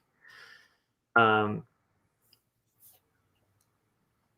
from what I've seen on Instagram, it seems like it's coming along, man.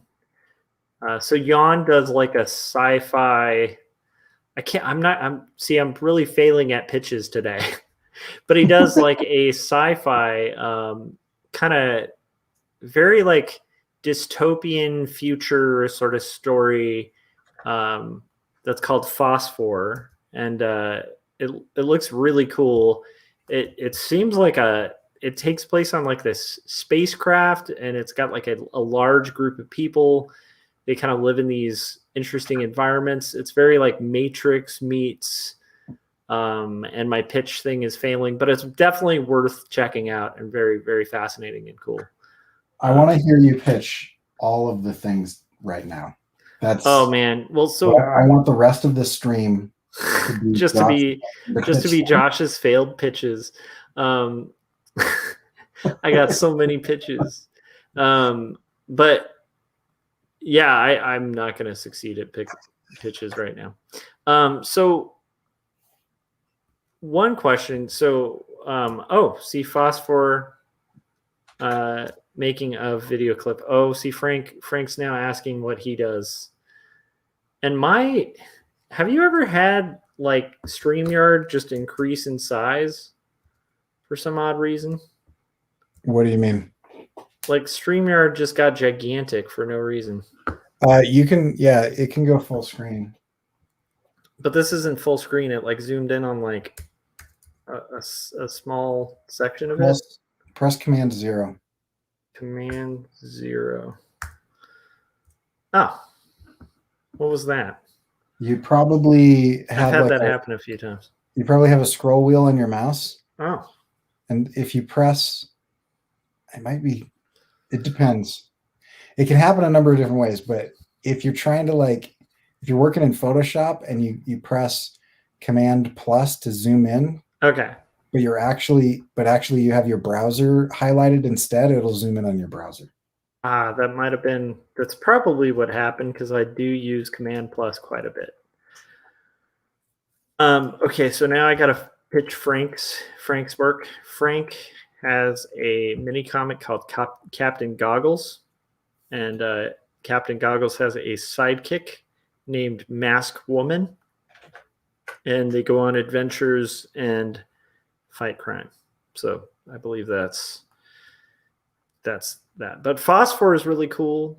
Captain Goggles is cool, and my pitches are failing. Like what I was talking about in the chats, where I was with Corey, and with you guys about logical fallacies, and I think I've done the most fallacious pitches known to man.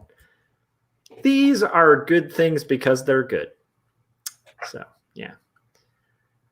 The logical fallacies thing is pretty interesting, though. I haven't brushed up on those in years, so it's been really enlightening and disturbing to reread through those. I don't know how often you dip into those yourself, Corey. Probably not as much as you. I have an illustrated. Oh, you know what? I keep it in my office. There's a comic strip. Ooh, where somebody illustrated all of the logical fallacies as like Sunday comics, and I use that in my office at work. When somebody says something weird, I'm like, oh, actually there's a cartoon about this, and then I show it to them. I like that. See how that doesn't work? Like, you can't. You're not allowed to use that as an argument. Anyway, which is probably kind of a dick move, but you're like, here's a picture of why you're wrong. Yeah, here's a cartoon to explain something that you should understand already. But that's why comics are awesome. Yeah, that is good. You have to when next time you're in your office, write down what it is, because I might want to pick that up. Because I've been digging it. Just going through some basic logician stuff. I'm like, oh yeah, and then I'm thinking about any politician I've heard speak recently, and I'm like, yep, it's all ad hominem. Okay. Every single politician is 90% ad hominem and maybe 10% facts. And that in itself was also a logical fallacy of false percentages, where you just kind of invent percentages wholesale to make a point. So yeah, just letting you guys know. Oh, what is it? It's terrible. Oh, there we go. Okay, so I'm going to share my screen. Share and screen, and I have to open system preferences to allow that for some reason. Jan is working on Wildcat anthology short story. That sounds cool. For CB Smallwood. Oh, okay, cool. Nice. That sounds awesome.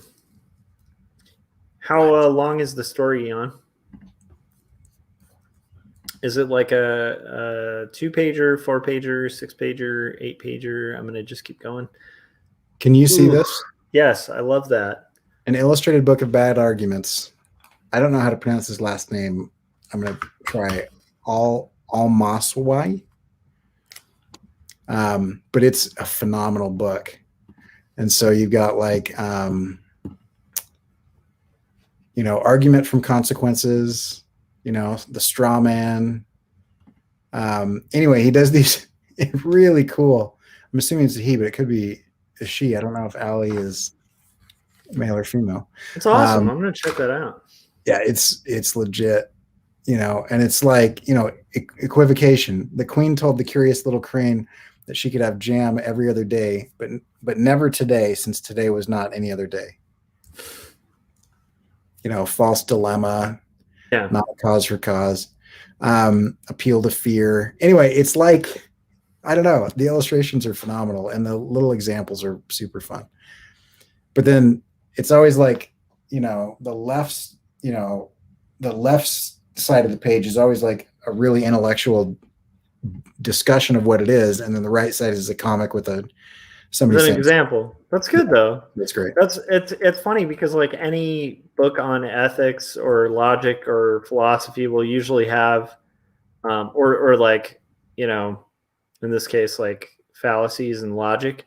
Yeah. They'll usually have like a verbal example of the fallacy. So to have it illustrated and humorous is really great. So here is a walrus sitting on his floor with a laptop next to a half-eaten box of pizza. Your ad hominem attacks are evidence that your arguments are baseless, wrote user 226. Rodney began typing his reply. You would appear to be too stupid to understand the difference between an insult and an ad hominem attack. I love it. Anyway, it's great. Yeah. Which, by the way, half the joke there is an insult is an ad hominem attack. So. Right. Yeah. No, that's the point. Is he's like he's using ad hominem as a that's hilarious. Yeah, no, so it's him using ad hominem to attack someone as an ad hominem. That's great. That could actually work. That's hilarious. So, anyway, I love it. It's great. It's a good book, and I don't know why it's available for free here, but it's if you go to badarguments.com, which I would assume is the author. I'm gonna check that out. I'm excited about that. Yeah, it's been fascinating and interesting to kind of rethink because I recognize a lot of that kind of thing, but it's interesting seeing it all laid out where I'm like, wow, this is literally every politician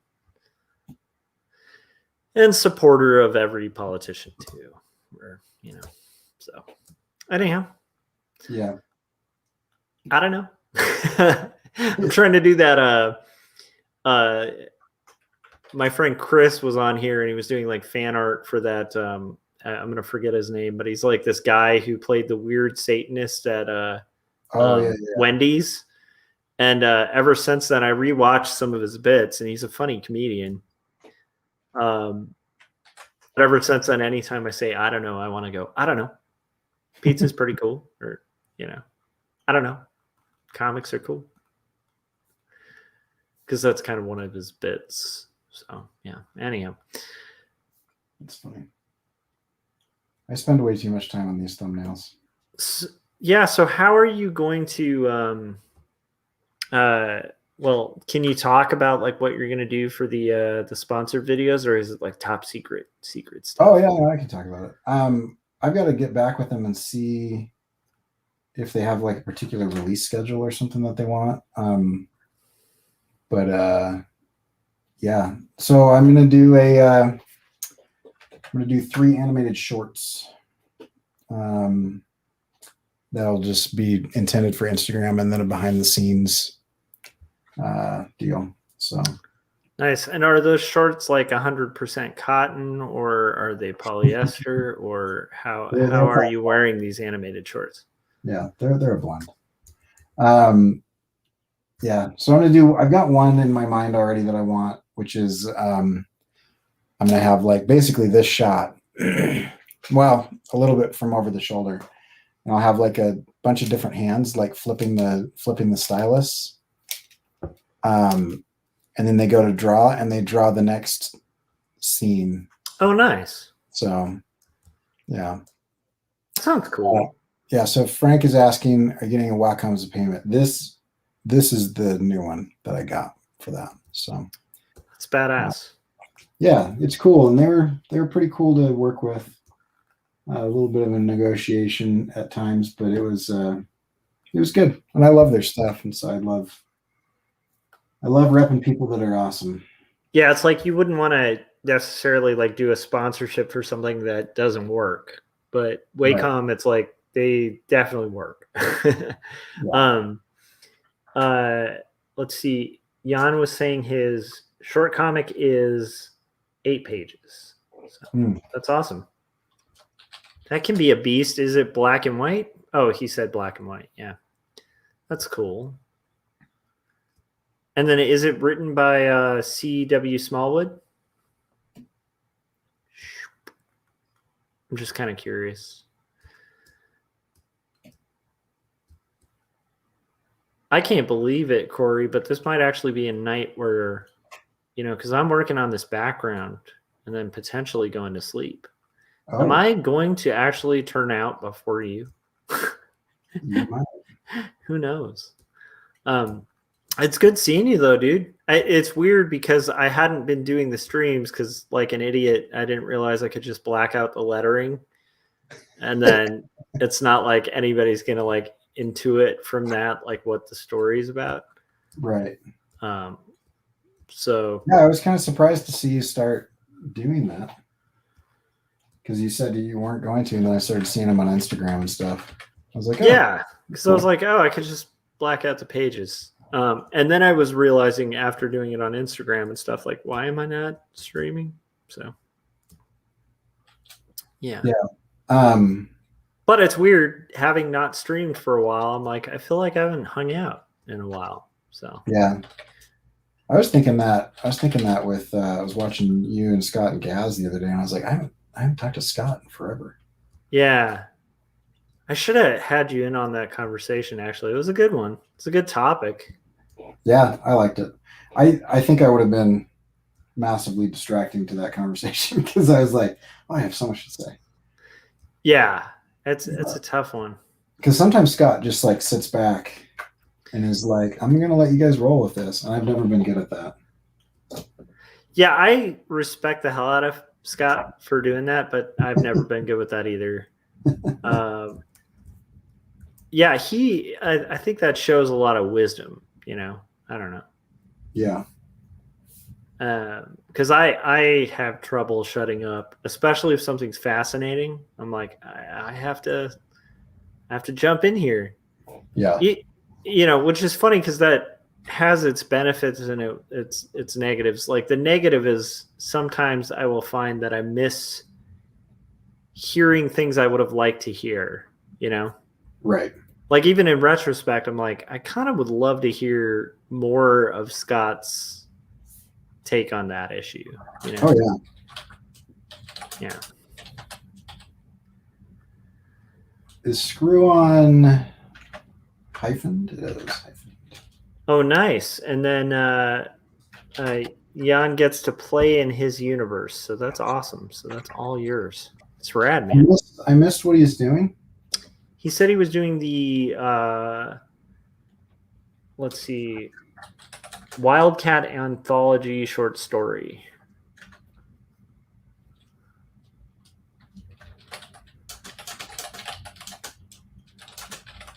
Are you Googling it?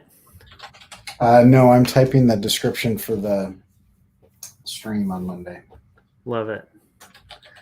That's Scott's age. Wisdom comes with age. That's true. When we're as wise and old as Scott. I'm just kidding. I actually didn't think Scott was as much older than us as he is. And I do think I thought Corey was younger, but I don't remember thinking, Corey, you were younger than me. I always kind of felt in my head, maybe we could probably backtrack and find out different. But I always kind of felt like, I don't know. You always felt like my age. I don't know why. Oh, that's funny. I think we make really similar references, and yeah. And equally, when somebody makes like a reference, it's like a different generation reference. We're like, or we're familiar, but it's like, yeah, I used to watch reruns of that. Like it's not. So I don't know if I ever. Maybe I did. Maybe when we first had you on Artcasters or something. But I don't know. I just remember when you found out my age, you and Scott were both surprised, which I was like, hey, that's great. I like people thinking I'm younger than I am. It's not That's bad. good. Whenever people find out I'm 40, they're like, oh, I thought you were like 60.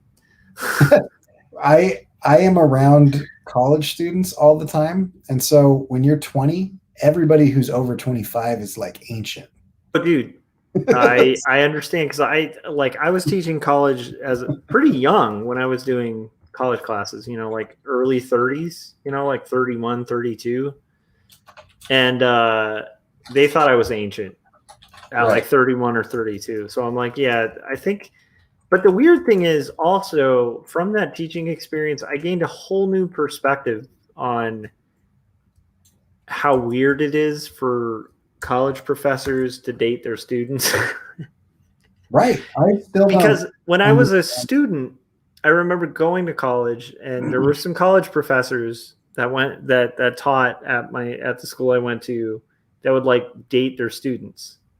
That's, I don't know how that's legal. When I was a student, it just seemed like, yeah, I mean, it's college, whatever. It's a little weird, but whatever.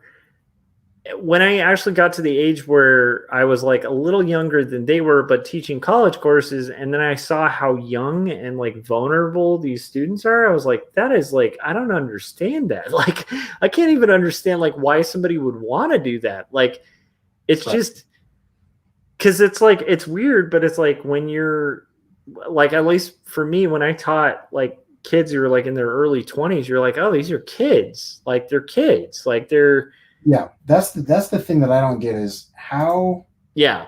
how do you look at that situation and not think this is a child?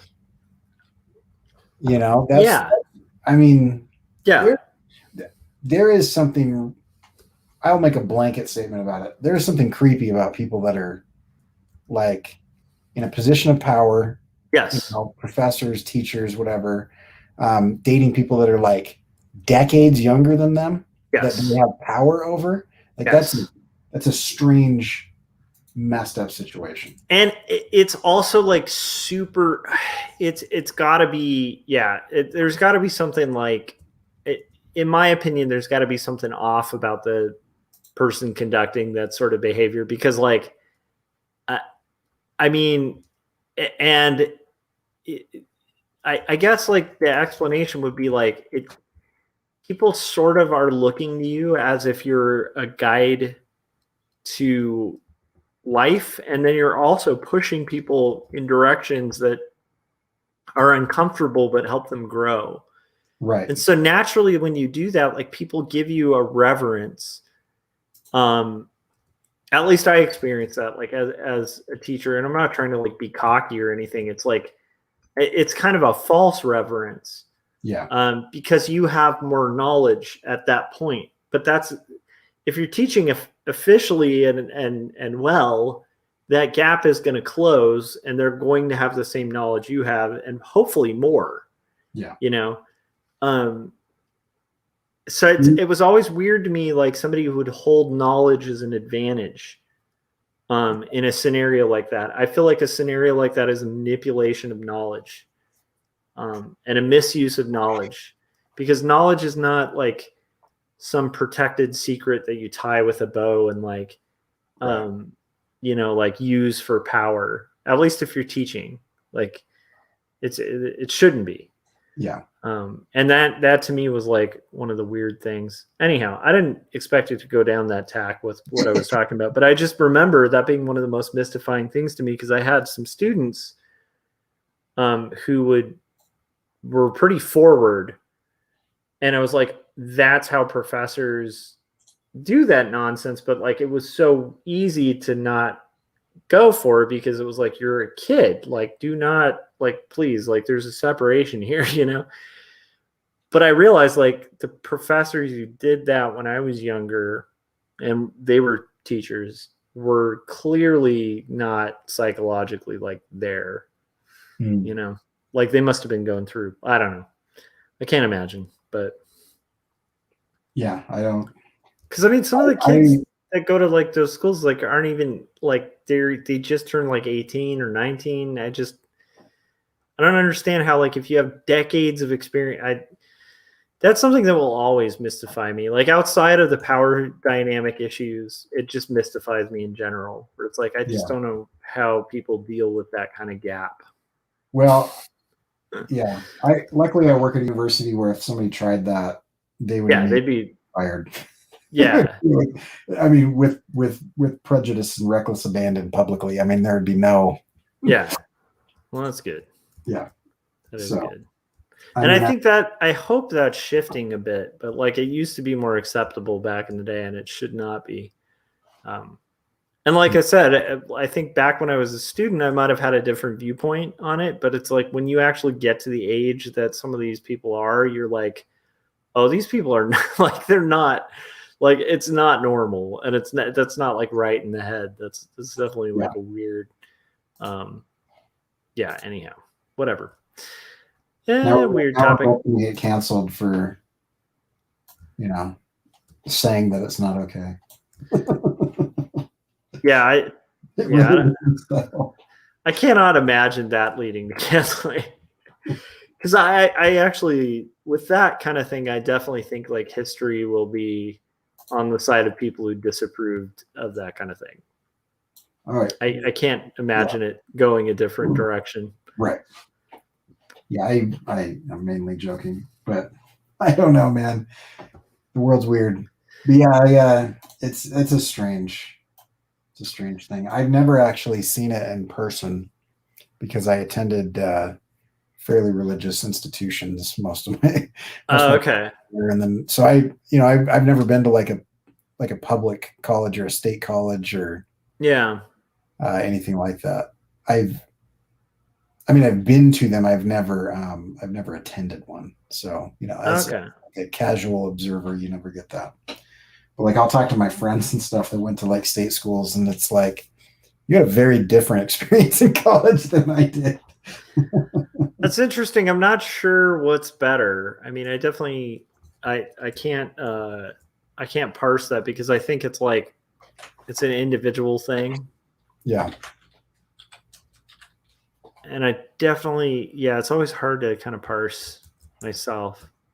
Because I've actually heard it's worse at like private art colleges, not religious ones, but private art colleges. Right. Get a little seedier with that kind of thing.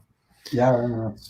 Maybe less so now. Hopefully, I'm hoping that's shifted. Yeah, you would hope so. Yeah, you would hope so. Let's see here.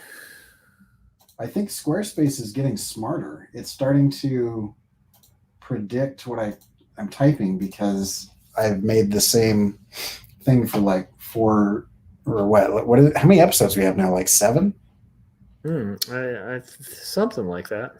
It blows me away that we have that many episodes, but I'm impressed. I've been enjoying it. I definitely will say that. Like it's been interesting. I was kind of mentioning that before too, but it's been interesting being forced to revisit, like self-forced, but forced to revisit comics that I really admire. And like I even like the strategy I'm using to do it because it's like I was saying, I just read like this book, which Corey, you should read. It's really good. Loneliness of the Long Distance Cartoonist. It's the new Tomine. Huh. And it's cool. He printed it like a anyhow. Like a pamphlet? No. It's like a what are those journals called? Like a moleskin. Yeah, and it even has like fake stickers on it and stuff, and then it has like different, like it's actually on the moleskin paper with like a grid on it. But it's good. And I want to review it, but I'm like, I have to wait till I get to tea. I wonder how long it's going to take you before you break your rule. Well, I already kind of break it with the big books, Yeah. So, because I'm going to do one big book and then one small in that. Yeah, it's going to be hard, but I am excited about talking about Fun Home, so that'll be good.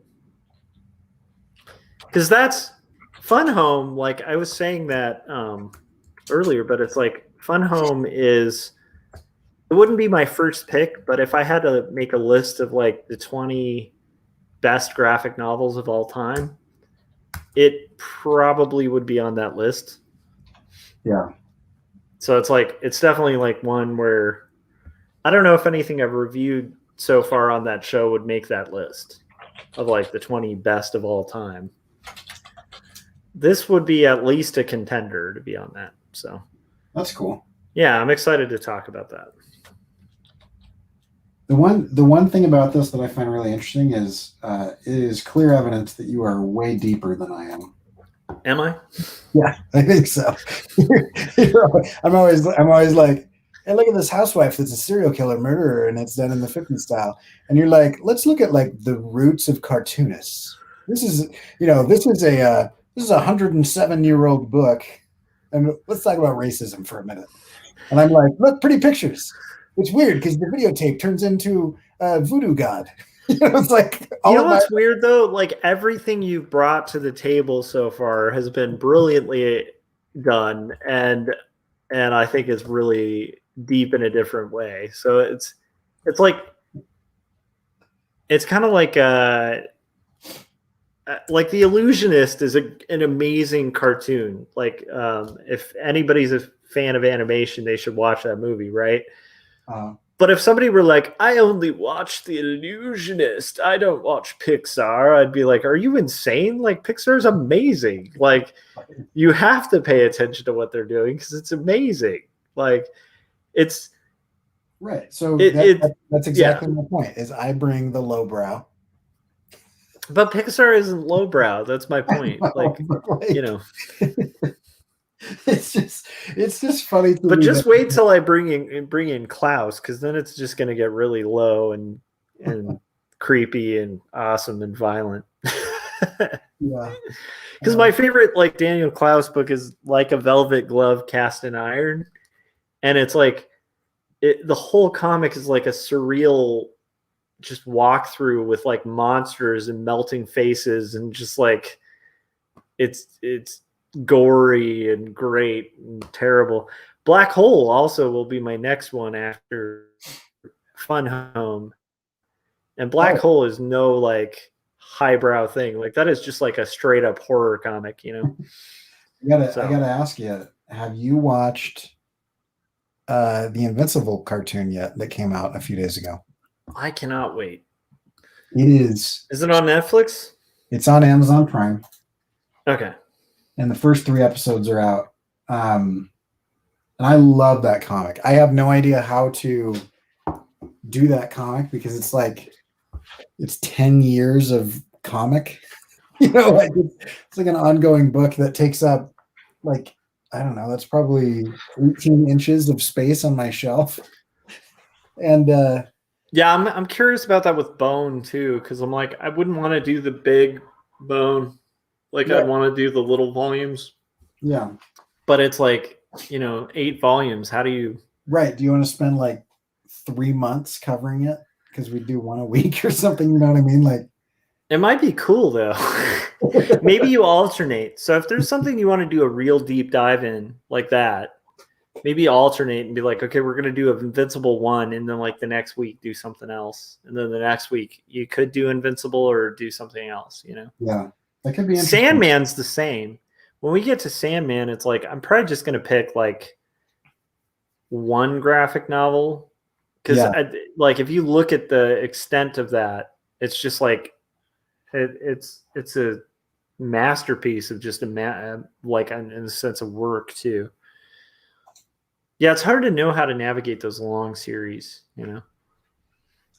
Yeah, I don't know, but yeah, it's. So without spoiling it for anybody, there's a thing that I think the comics took a little bit of time to kind of like get used to stuff. Like I had a friend who was like, I'll try it, right? And he read it and he's like, he read the first like trade paperback and he's like, it was kind of boring. And I was like, wait, what? Where did you get to? And he told me what was going on. I was like, oh yeah, it is really boring for like 3 to 5 issues.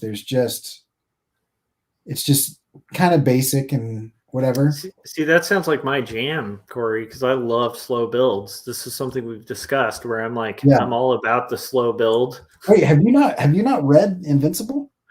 I think I did a long time ago, like the first graphic novel, and I don't think I got past it. And to be honest, I probably didn't because I'm not remembering. Like I'm pretty sure I did because it's Kirkman, right? Robert Kirkman and Ryan Otley and Corey Walker. So Corey Walker and Kirkman started it, and then Walker stepped away, and Ryan Otley stepped in for like 10 years. Okay. Um, I'm gonna have to check it out. It'll be a new discovery. This is why, like I said, you shouldn't feel weird about what you're bringing up, because to me, this is why, like, even Fun Home, right? I was like, that is a huge book. It's going to be a feature film. It's been made into a Broadway play. It's like a New York Times bestseller for weeks. Hardly anyone's heard of it. Yeah. And it's the same thing where, like, a couple of the books you've brought up are like Eisner winning huge books with like these mega artists and comics. And that Tomine, I got to actually read this. Hang on a sec. We're not reviewing this book yet, but I'll still read it. So in Tomine's, because this book is partially about like what it's like to be a famous cartoonist. Uh-huh. It's like a diary. So he's like going on Fresh Air, and he's like all nerded out about Terry Gross. And he's like, I'm going to say thank you, Terry Gross, in a non-awkward way. And then ends up like going through this thing where she's all super perceptive, and he's like, thank you, Terry Gross. And then he's like, crap. Like, but anyhow, what's great is at the intro of this, he quoted his good friend, Daniel Klaus, by saying, being a famous cartoonist, that's like being the most famous badminton player. Where it's like, you know what I mean? Even among cartoonists, it's like I haven't heard of like half of these books. So I think that's one of the advantages, is like you'll pick stuff that's like the Image stuff, or like even Marvel stuff, like those Oz books I had not seen before. Oh, yeah. They picked up a crap load of Eisners, but I hadn't seen them. Yeah, they took home a lot of metal, man. They were like, yeah. But like, that's great. Like, that's half of why I'm glad to do the show, you know, because I'm Oz is my argument against floppies. So like their floppy sales sucked, but like their trade paperback sales like continued to grow and grow and grow and grow. And so instead of like what most comics do, is they gain readership at the beginning and then start to taper off. Yeah. Their trade paperback sales like are still growing. Like their floppy sales sucked. Like nobody bought the book. Yeah. But they believed in it enough to like put it out in a trade. Yeah. The trades, the bookstores picked it up because it's a literary adaptation and it's freaking amazing. Yep. And so as a trade paperback, like your average Joe that doesn't normally read comics picked it up, and kids picked it up, and it got huge. Yeah. So like, one of the things I hear most often from comics gators, when I was like going down that rabbit hole for a second just to figure out what these wackos believe. You've invoked the name. Now they're gonna show up. I hope not. Have you seen the walrus? Hold on. I'm gonna pull up a comic while you keep talking. Sorry, go ahead. So anyhow, like I don't prescribe to it. I don't judge people who like are making their hustle. I will acknowledge it's a hustle, and like half the people in it are full of shit. But anyhow, the point being like, when I've watched, like, I tried to watch it because I always try to give everybody a fair shake, like, right? Because I'm like, these people are probably being falsely maligned. And I watched like the guy who originated the whole thing, and I was watching a video where he's like going off about like, and they're putting out like floppies of Squirrel Girl, and look at like the sales on Squirrel Girl. That's just some liberal nonsense. So then I looked at it, just being a guy who like, I don't usually just take like, you know, like you could claim anything. I could claim to be an octopus right now, and you might want to actually do research onto whether I'm an octopus or not. Like, you might not want to just take my word for it. So I was like, I don't know, like, why do they publish Squirrel Girl? That's a good question. So I looked into it, and they're right. Like, the floppy sales are terrible. But then I looked further, and it turns out it's like their third best selling graphic novel. So I was like, oh, okay, so they're making a return of like an investment of like $1 to print, probably less because they're doing large print runs, and they're making like $19 to every dollar as opposed to $1 to every dollar or $5 to every dollar. Right. So they're making a better return on Squirrel Girl, and it does well in trades. So who gives a shit if the floppies are a loss? they'll make up that loss by selling like half as many trades. So Right.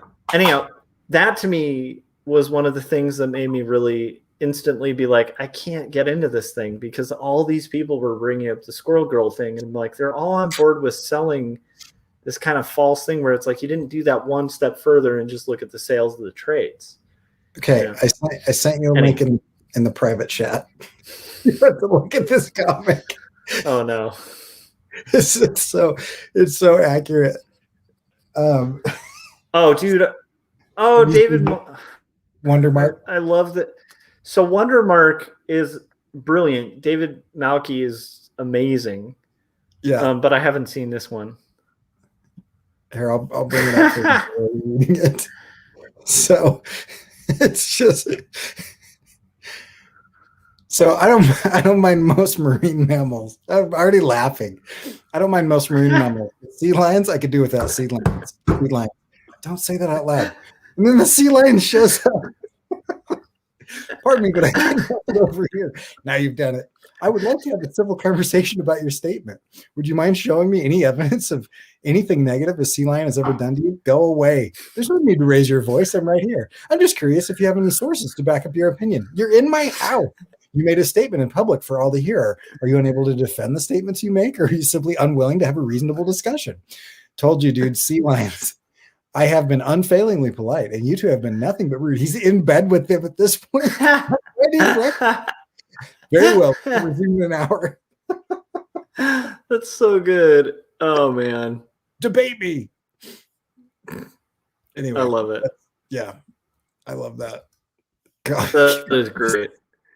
Dude, Wonder Mark, I haven't paid attention to it in the last like 3 years, but like Wonder Mark's been going for a while, and I love it. It's so I don't funny. know anything about it other than every time I see it on Twitter, I'm like, this person must be just a genius. Yeah, he's pretty brilliant, like as a writer. And he uses a lot of like repurposed art too. It's really cool. It's really cool. Frank just got his Comicsgate membership card, so he's all set. That's cool.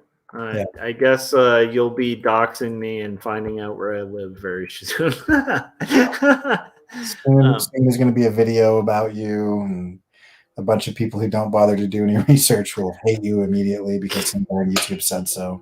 The thing is, like, I try to kind of stay out of the fray in the sense of like, I don't care what people do as long as like they sort of just create good art.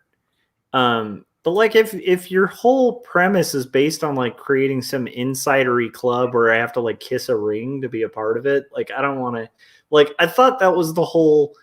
From what I've heard, like I thought that was the whole premise of the movement was like, oh, we don't want to kiss the ring because we have like a different political viewpoint. But like everything I've seen about it, every interaction I've seen, it's like dog eat dog in there, and it's all about kissing the ring of like the top guy in the movement. So I don't know. I have no interest in.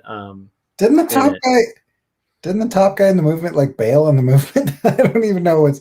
I haven't been involved. I can't even keep track of it. I do know I went through it and like looked at like the top like 3 guys on it and was like, maybe they're just being falsely maligned and stuff like that. And then I watched like 3 videos where it was like, as somebody who works as a manager, I was like, yeah, they would have been fired. Like, you know what I mean? Like, it's, you can't just kind of shit talk your coworkers and not expect repercussions. Like, and that has nothing to do with like politics. It's just like reality. Like, if I went like publicly, like Corey and I are tight, like we do these things together. If I went on a stream and just publicly started like smearing Corey and did it nonstop and like went on Twitter and just like constantly, if Corey suddenly was like, yeah, I don't know if I want to work with you, dude. Like, I don't think I'd be shocked. Like, that's sort of a natural result, you know? That's the thing that baffles me about the whole movement, you know, where it's like, you want to talk crap about like Gail Simone, one of the best writers in comics alive right now. And she's super powerful. She's way up there. So you're talking crap on one of the best, most prevalent writers in comics who's pretty high up there. So you're talking crap about a higher up at a workplace, and then you're pissed that they won't hire you. Like, what workplace will hire you if you talk crap about the higher ups? Like, anyhow, just sorry, rambling, but yeah. Yeah. Anyhow, I should probably stay out of the fray. It's everything you're saying is just like I'm imagining you out in the middle of the desert being hunted by like, whatever, and trying to stay quiet so that, whatever monsters are out there. And then for some reason you just start shooting a road flare into the air. just like it's just like I thought you were going to go a completely different direction when you were like, I'm cool with everybody if they make good art. I was like, oh, you're going to go there where it's like their comics suck or whatever. Well, I see. That's the thing is like I don't even care or know what their comics are about. It's just like a thing of like I don't particularly like I'm an indie cartoonist. I've been trying to do indie cartoons for a long time. I've known what's wrong with mainstream comics, and it's not liberals or Republicans or anything like that. It's the fact that like mainstream comics for a really long time, forever, have been very divisive and formulaic. Like that's what they do. It's not all of them, but like a lot of them are following a formula. Like the Punisher is a guy who gets pissed off and uses guns to take the law into his own hands. That's a formula.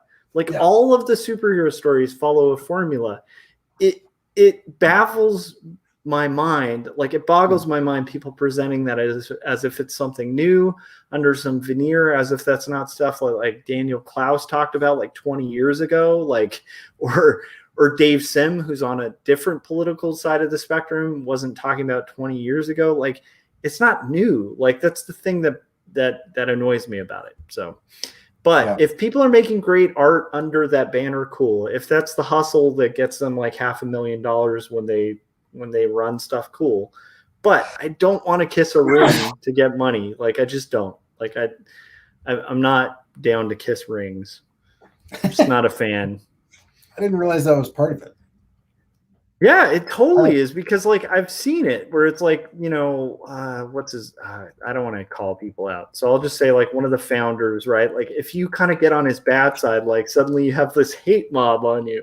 And it's like, so what kind of system is that? Like so the complaint is that like, oh, because I have these political preferences, I get a hate mob against me. And then in return, you're going to join a group where if you don't agree like hook, line, and sinker to every little thing they dictate, you get a hate mob against you. I don't want that. Like, I just don't want to join that nonsense. Anyhow, Corey does not agree with me on this. So if this is the case, I just think no, I'm just saying like these are not Corey's statements is all I'm saying, in case there is like a hate mob. I doubt there will be, but it's just so I have seen the weirdest reactions, and I'm not one of those guys that like both sides things, because I think here's the problem with Comicsgate. They make some really good points. Like the points that they like the foundational points that they make of like, boring writing, and it's like, well, yeah, we've been saying that about mainstream stuff for years, or whatever.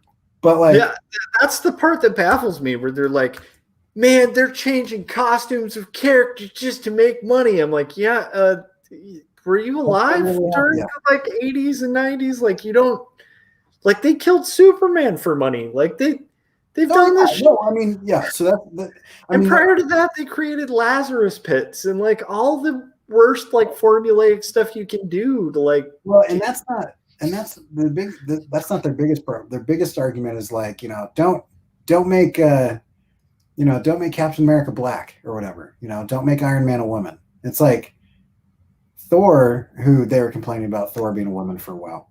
It's like Thor was also a horse and a frog before that. No one was freaking out about him being a frog forever. Yeah, and what's weird is if we end up in a society where like rocket ships are suddenly the coolest thing in the world, like for some reason everybody starts like getting all obsessed with like spaceships, then guess what? Like Thor is going to become a spaceship. Like they do not give a crap. Like they don't care. They're going to make money.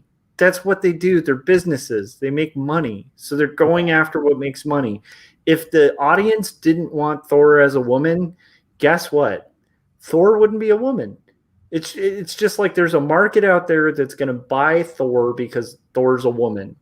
And if they write a good story and justify it, cool. Who cares? Like, if you want Thor as a man, just read the comics where Thor was a man. Like, who cares? It's a 40-year-old character where they've done everything with that character. They'll make him a horse, make him a dog. Like, there was that weird era in comics where like the sidekick dog was so popular they started making like animal versions of all the superheroes. Like, come on, guys! Like, this is Crypto. I think crypto is to blame for most of the things I hate about mainstream comics. But you know what's weird is like I could see a world also where somebody could take a corny character like Crypto and write a really good comic. So it just one of the books that I might cover at some point on the show is Hawkeye: My Life as a Weapon. Nice. And it's David Aja and is it Matt Fraction? I think it's Matt Fraction. And it's so good. And one of the characters is, they call him Pizza Dog. It's just a dog that likes pizza. It's so awesome. That's it. That's 100% of that dog. And like, and it's one of the best comics I've ever read. There is an entire 22-page issue of Pizza Dog's day where it just goes through his day, and no one talks because he doesn't understand English. And so like he sees the occasional word, like he sees anyway, it was nuts. That's awesome.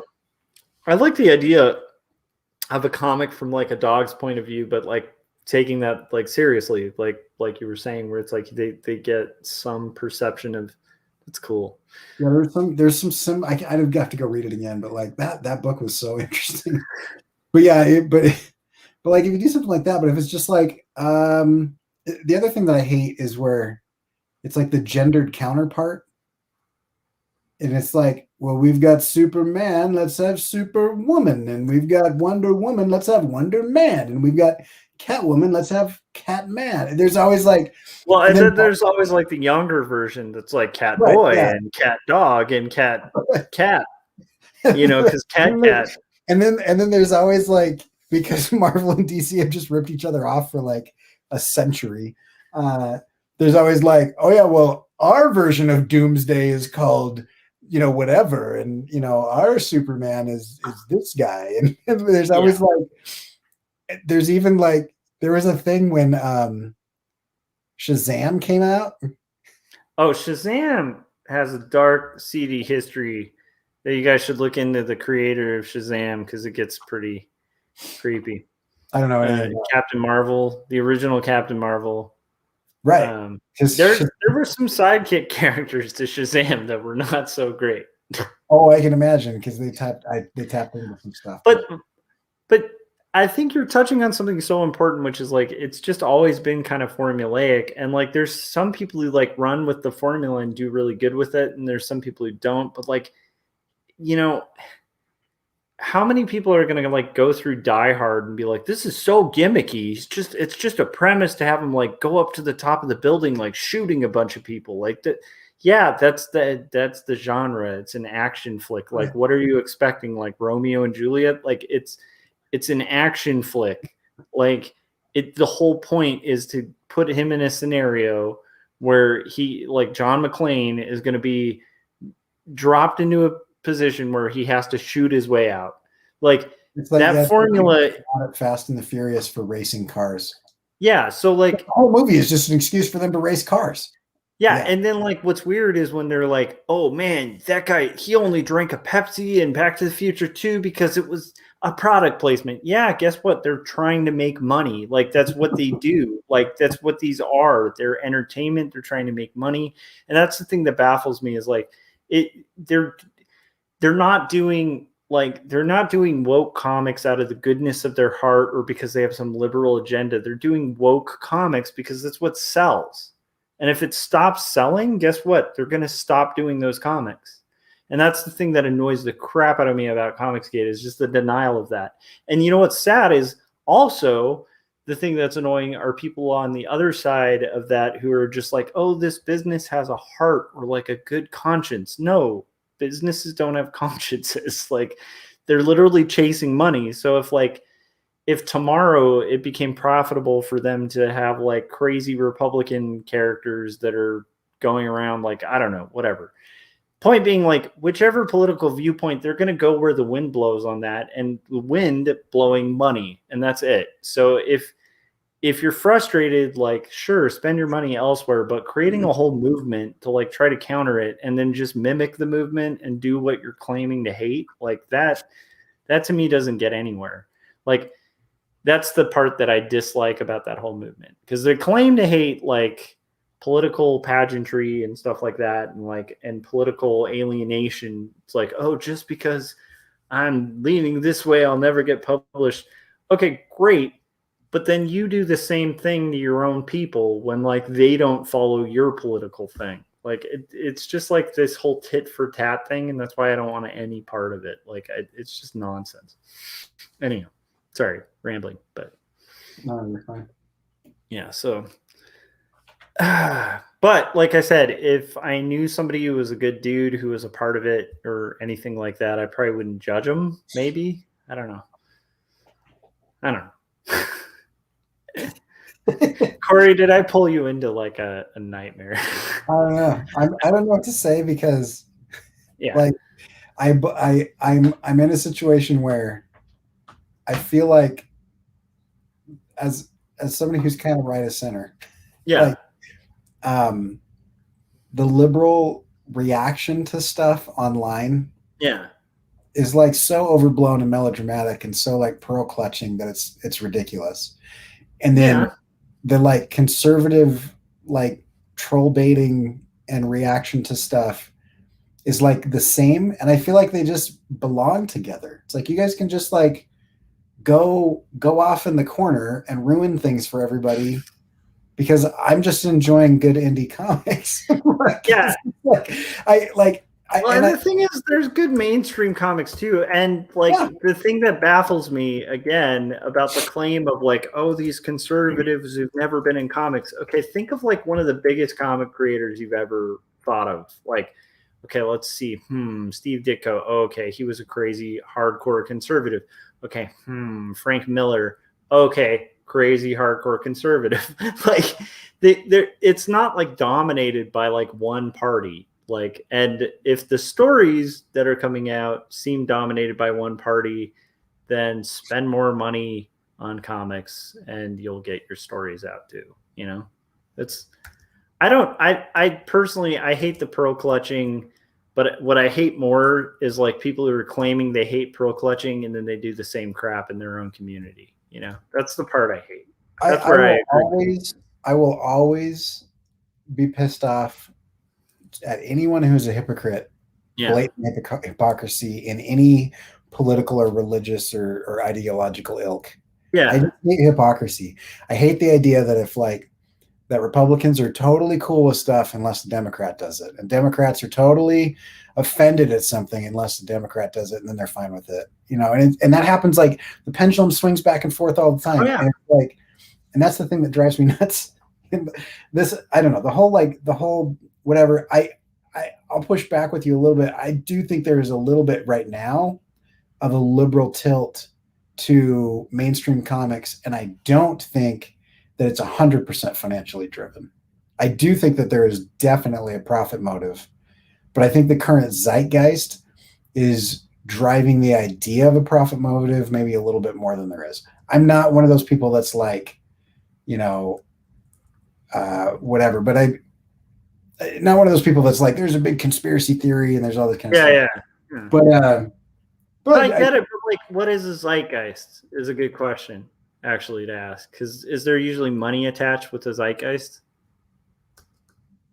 I'm just saying, like, if you're like in marketing, do you pay attention to zeitgeists or do you just ignore them because there's no money in zeitgeists?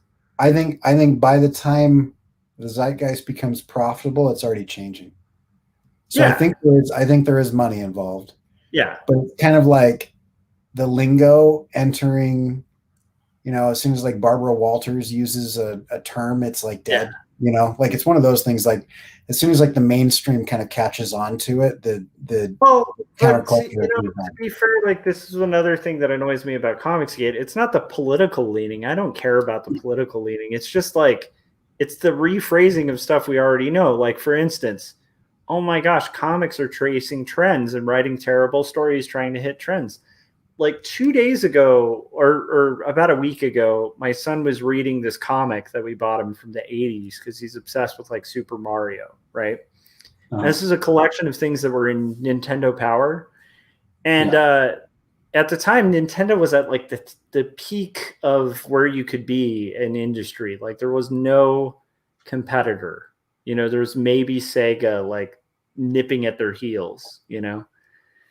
And King Koopa does a cool rap for the kids in the comic. You know why he did that? Do you think that any kid read that and thought it was cool? It's because corporate never understands that, like, when they try to do hip hop, it's not going to be as cool as actual hip hop. Like, that's always existed. That exists everywhere. You know, it's like the 90s with the extreme stuff where every single product marketed had an X in it because everything was extreme for Generation X.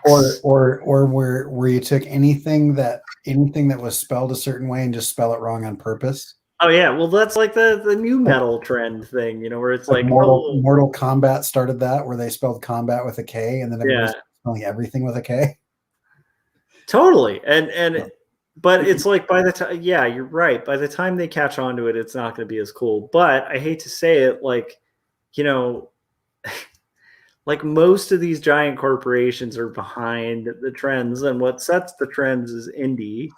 And yeah, I mean, it's been that way for a while. So like for people to act like this is some profound realization, that's the part that baffles me.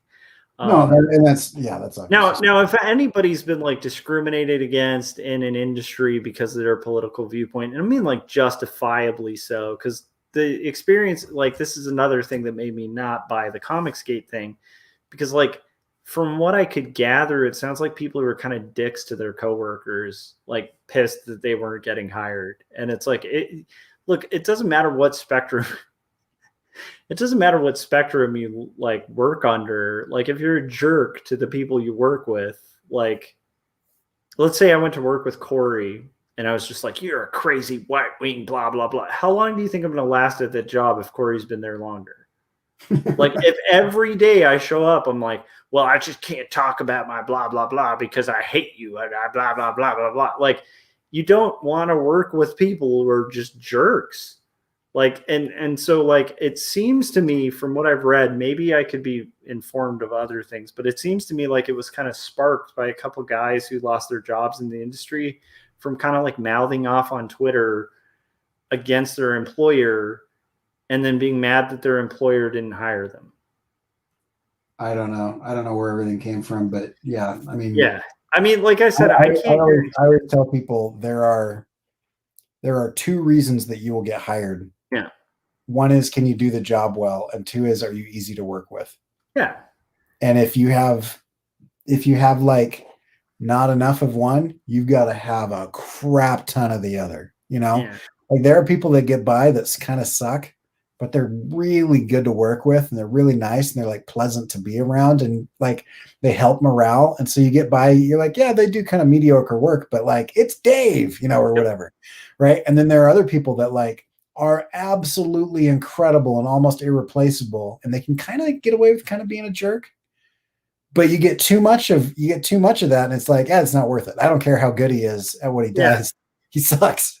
And so you get rid of him because I can just hire somebody that's, you know, that's like pretty good. And I don't know that most people are going to notice the difference. And then we don't have to deal with that every day because I have to spend like the majority of my waking hours with this person. Yeah.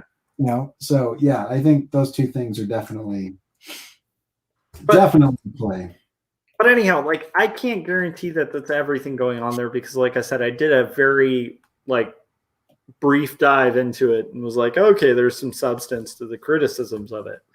But my biggest criticism of it was seeing the whole like dog eat dog rabid nature of some of it, where it was like, if like what I'd be curious about is how many liberals are on in Comicsgate.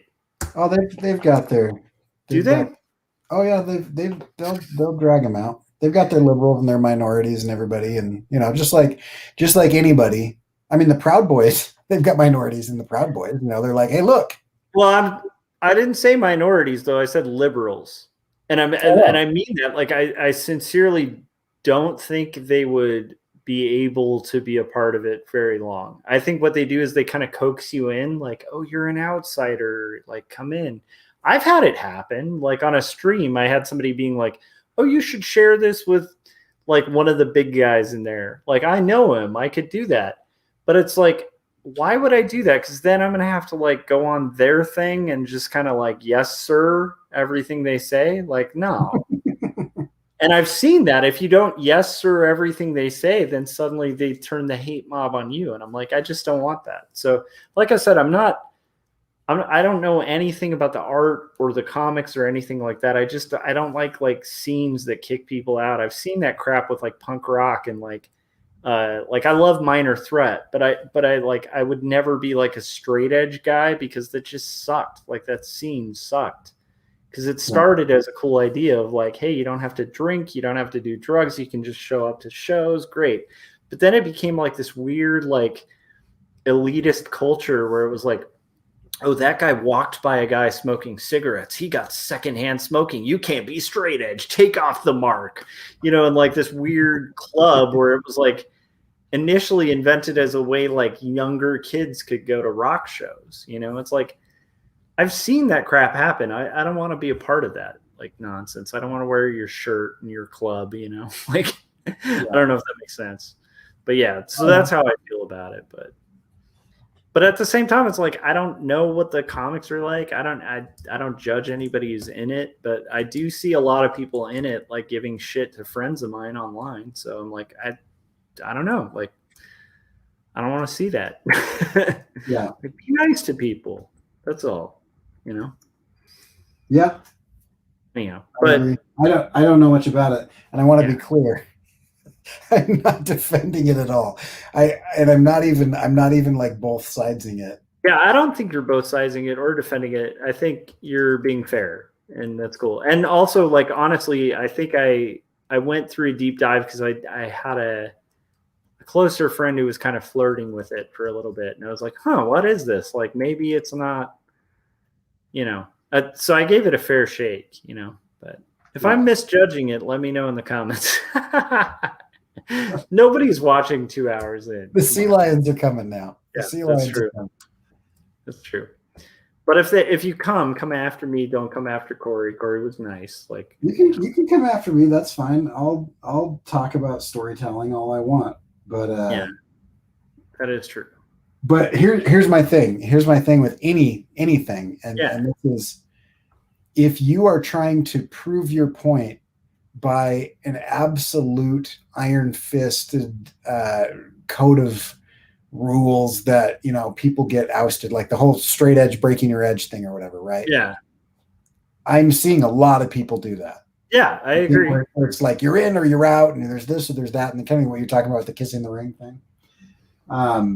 Dude, I will be the first. Like when I see liberals do that, I'll criticize them. Like I don't personally, and I'm a bleeding heart, left winger, but it's like personally, I just don't like that. It's like the claim of cancel culture. It's like, I actually do think that happens sometimes, and sometimes it happens justifiably because it's like, hey, you're, a comedian who was caught like dropping like pills into women's drinks and then taking advantage of them for like years, and it was like this systematic, disgusting thing. Like, yeah, Cosby should be canceled. Like, why wouldn't you want that canceled?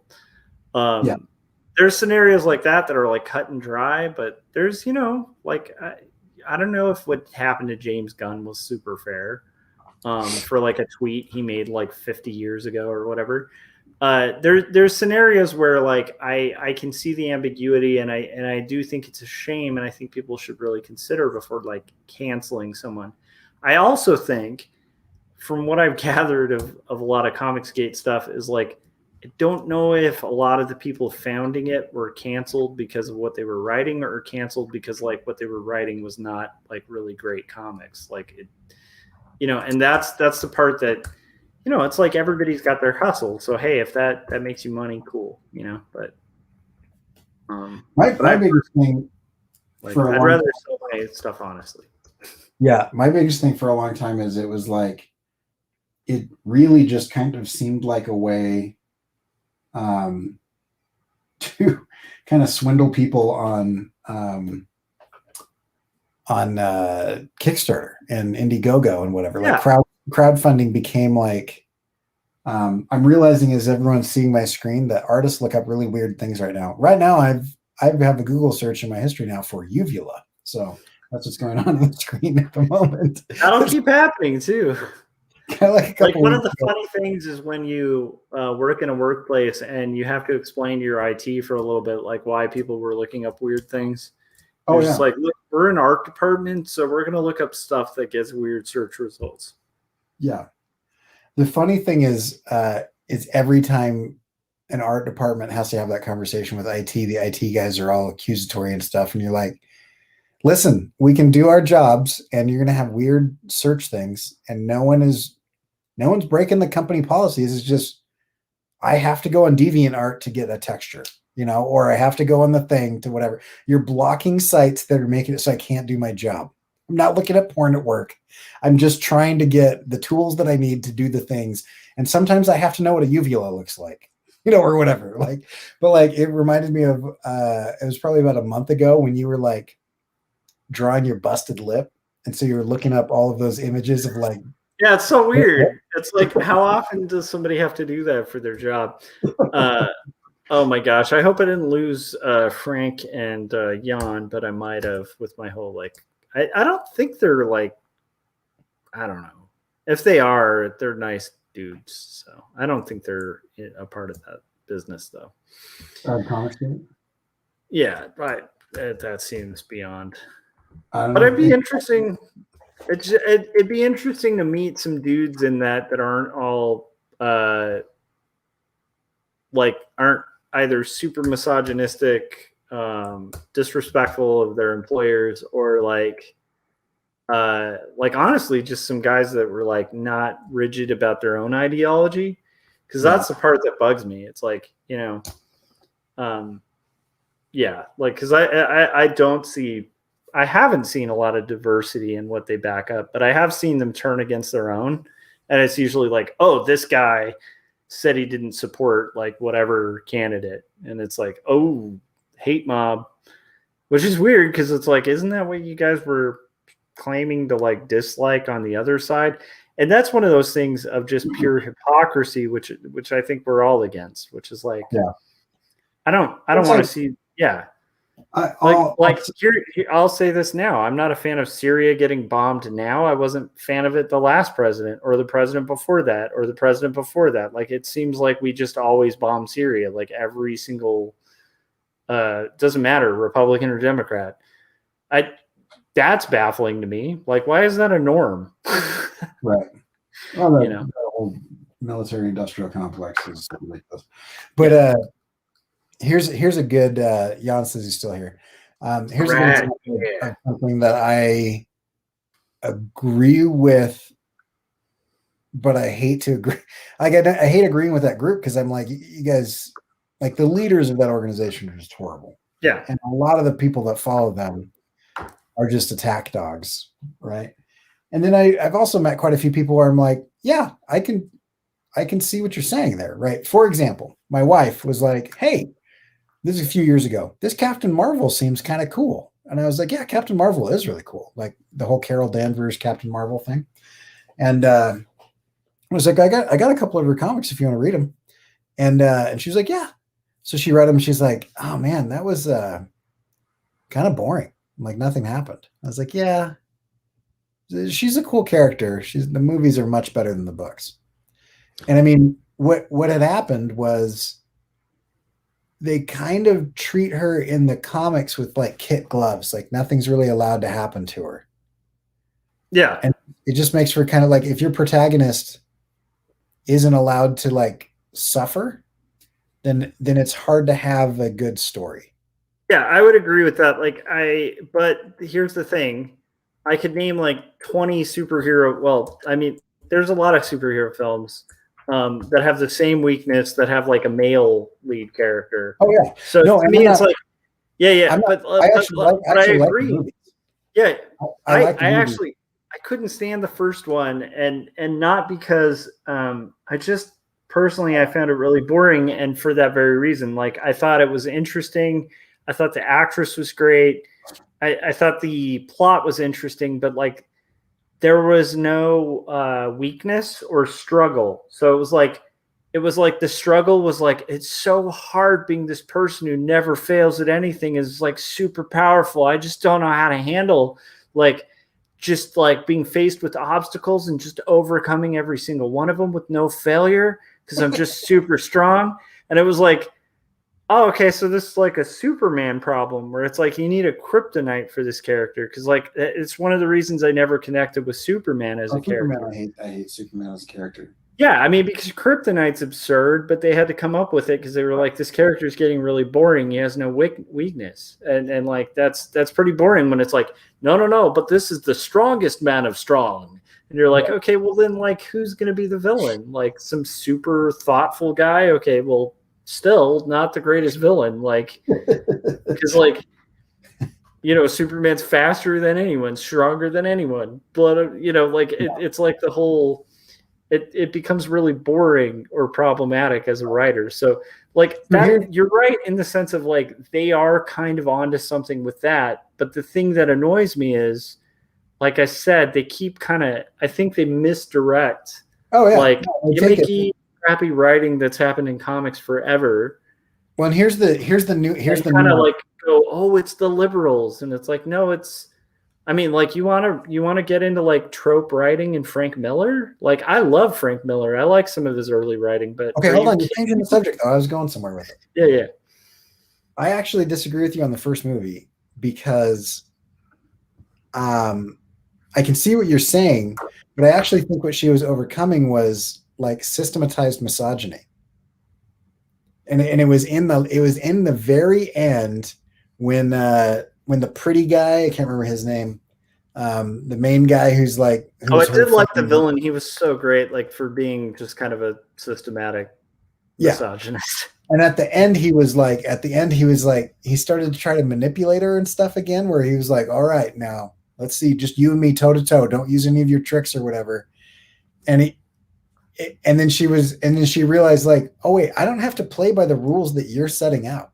Yeah, that's true. I feel like a lot of the struggle that was happening, it was very internal. Jude Law. Yeah. Thanks. Yeah. Nice. I don't know why. I think Jude is like, there's two things going on with him that are very fascinating in every show he's in. And in that show, it was really interesting. He's really pretty for one. And then two, he's just kind of evil. Like I've liked him since he was in Gattaca, right? Yeah. Or am I wrong? Yeah, he was excellent. Like he's great. He's very good. Yeah. But like every time I'm like, he's probably the villain. Like he just kind of gives out like that kind of vibe of like sinister, like deceit just under the surface. Yeah, I can see that. It's really hard for me to like, when he was like, the big reveal was like, here's the bad guy. I was like, yeah, it's Jude Law. Like it's not. It's well, also like, to be fair, that wasn't a very subtle movie either. No. With like a bunch of shock value, but it wasn't a bad movie. It's just like I agree, it's a little formulaic, and like, right, and the character could be enriched with a little bit more like struggle, even though I guess that's struggle, but it's like. As a character, Carol Danvers has that problem. I mean, yeah, the reason I connect with Spider-Man, like Spider-Man was my jam as a kid, was like, this is a guy who like had a whole very empathetic struggle, or Rogue from X-Men, who like instantly you have a connection because it's like, what a crappy struggle where it's like she can pretty much absorb, and she's super powerful. She can absorb like anyone's power, but she can't touch anyone. Like that, like, can you imagine not being able to like have any human, like that's like you instantly empathize, not saying that has to be it, but I'm just saying like when you give characters like weaknesses, or a reason to care. No, I agree. But Yeah. here's my thing. This were two middle-aged white guys talking about this. Yes, and I do know a lot of women who connect with it. So here's the deal, right? I don't actually like Spider-Man as much now that I'm 40 as I did when I was 14. He is way less relatable now. Yeah, I loved him when I was going kind of a whiny little kid. You know what I mean? Like when I was like 9 through like 18, I was like, yeah, this guy gets it. Yeah. But then, you know, like I've never experienced like sexism. You know, like I don't know what it's like for people to look at me and assume that I'm not as smart because I have certain genitalia. You know, like I've never like that's a terrible thing to experience. Right. I have imagine that where people like assume stuff like they assume that I know how to barbecue because I have a penis, or they assume that like I know how cars work or something. I'm like, I don't know anything about either of those subjects. Like me being a man doesn't make me like good at like fire cooking. Like I don't know how to do that. You know what I mean? Like and so I feel like in that movie and in the comics, it's not written for me, right? It's not written for me. Like I'm not the target audience, which is fine. Not everything has to be for me, and that's totally okay. I like that. So as I was reading the comics, I was like kind of excited about them because I like equality and I like that there's stories that are being written for different audiences and everything. 100%, yeah. And the interesting thing for me was I enjoyed the comics because I saw like stuff in there where they were trying to cater towards people who had a different experience than me. Then when my wife read it and she pointed out, that's kind of boring. That was the first time I was like, yeah, nothing really happened. But I could see like the stuff that I hear other people talking about. Yeah. I'm like, yeah, I see that represented in this comic, you know? Yeah. But she as a woman was like, eh. So, but I feel like the movies did it better. I feel like the movies did the whole like, But to be fair, I've been bored with quite a few of the movies. Like I you know, like the one I connected with the most was Doctor Strange, which maybe that's like just a weird way my brain is wired where I'm like, I like the weird meta, crazy, boring stuff, you know, like although I think Doctor Strange was great. It was a good one. But in that series. But the point is like I also like got annoyed with like Captain America Winter Soldier, like the sequel or whatever, like the second one, because it was like flat and it missed the the secondary characters and lacked in development. It's like, I also like, while being annoyed, still enjoyed the films because I'm not going into the films expecting to see like some Oscar winning, like, that's what I was going to ask, you know, drama. Because like I go to Mar.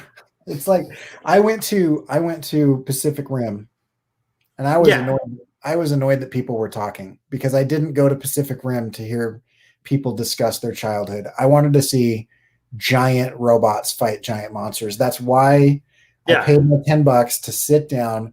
And to be fair, Pacific Rim delivers very heavily on that. Like, but also very heavily on stuff that's like. It's like, come on, I just stop talking. I don't care. I don't need to care about you as a character. I just need you to get in the ship, Shinji, and drive the thing, right? The character development in that movie is so minimal, but I agree. The minimal amount that was in there wasn't even necessary. It was like, you don't even need to, like, don't even have the, like, it's so beautiful that they barely have that conversation. Like, just don't. Just get in the robot, fight.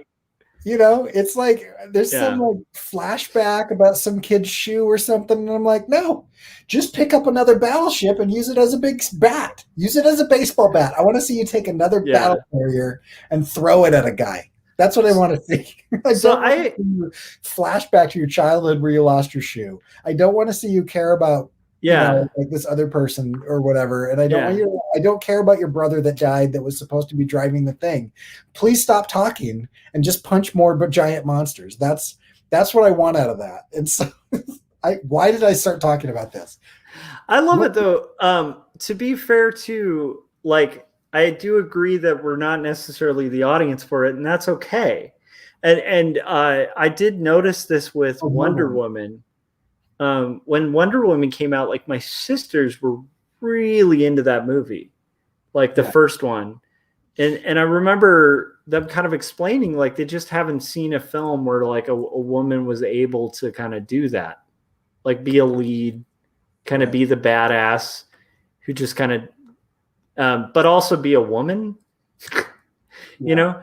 And like for me, I saw the movie and I was like, all the side characters are flat. Like I kind of like Wonder Woman and I like the actress and I think that's pretty cool. But like none of the side characters have development. Like the villain doesn't seem to like have any development. Like I was thinking about that and I wasn't as into it. And it kind of felt like a recycle of Captain America a little bit, but just less well done. Cause like the first Captain America had a bunch of side characters that had all these backstories and you kind of cared about them, at least the first one.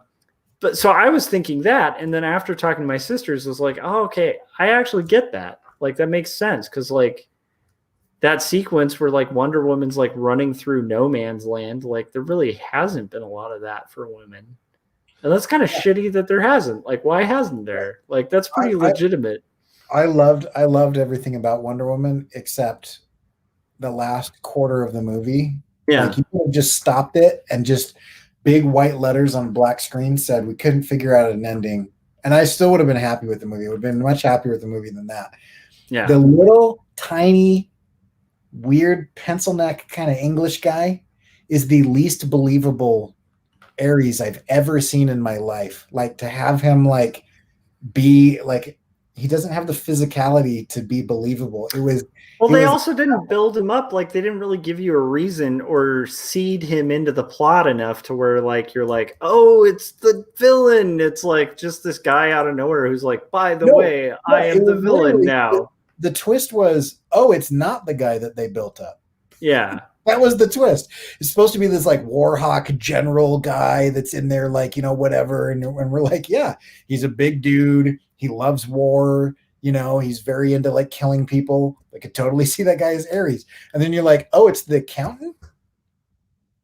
But it's like, that was it. Once again, you feel more like that was an aha moment if it had been seeded in the plot enough earlier, but they didn't. They just kind of threw it on you as a fake twist. And I hate that in any movie. But like I said, I personally didn't like that part of it. And I loved the assistant character. She's amazing. Oh, Etta Candy was phenomenal. Yeah, she's incredible. And actually, I really liked all the Wonder Woman stuff too. It was just like more the side characters where it's like, here's my diverse friends that have no personalities or backstories, and you couldn't care less if they get killed. And you're like, I don't know who you're talking. Are you talking about Amazons? At the very end, she has like a little crew of like diverse people, but they're not like really. It's almost like similar to Captain America's crew. Am I wrong on that? Pretty sure there was like a little crew of people like right before the showdown. Apparently, I'm making your point because I have no recollection that they existed. You shouldn't. I mean, it was like they were very underdeveloped.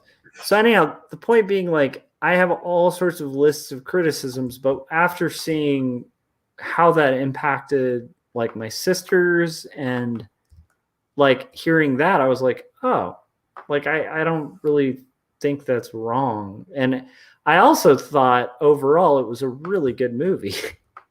That's my point, is like, as much as I have those criticisms, it was still really good. It was the best take on Wonder Woman I'd seen, you know? Yeah. I liked it. I liked it a lot. It was fun. And I like Gal Gadot as Wonder Woman. And I mean, she's awesome. Yeah. I kind of agree with you that the interesting thing is this: Black Panther, Wonder Woman, Carol Danvers, Captain America.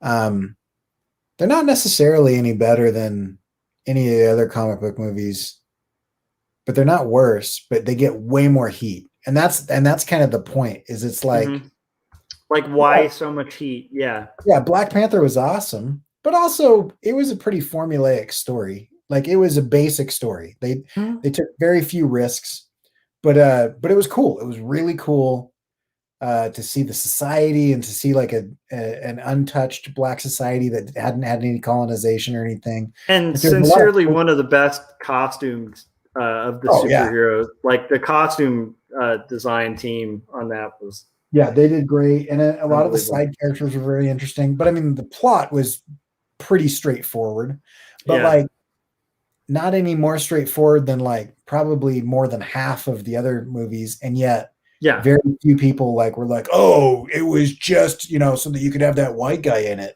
Yeah. And it's like nobody ever says that, you know, but they sure came after Black Panther, and it's like it's not different than, you know, X-Men. It's like yeah. You know, what was the Wolverine movie where he goes to Japan and it was terrible? Oh my gosh. I think it was just Wolverine from what I recall. But... like, literally no one said, oh, that was just so you could see, you know, Hugh Jackman with his shirt off. And it's like, you know, like no one criticized that movie. That's the thing, is like the double standard and the lack of acknowledgement that, like, to be fair, like, you know, as much as I love superheroes are what got me into comics. It probably changed the course of my life. But let's be real. It's dudes in spandex running around like fighting crime. Like the whole premise is absurd. It's kind of mythological. And so to get mad that suddenly it's absurd and mythological, like, I mean, are you guys really gonna say like that, like you know, her getting all like crazy about like, oh well, my Superman, like, yeah, your Superman started in a comic book that had a panel that said, look at these ants. Do you see how these ants carry things 3 times their body weight? That's how Superman did it.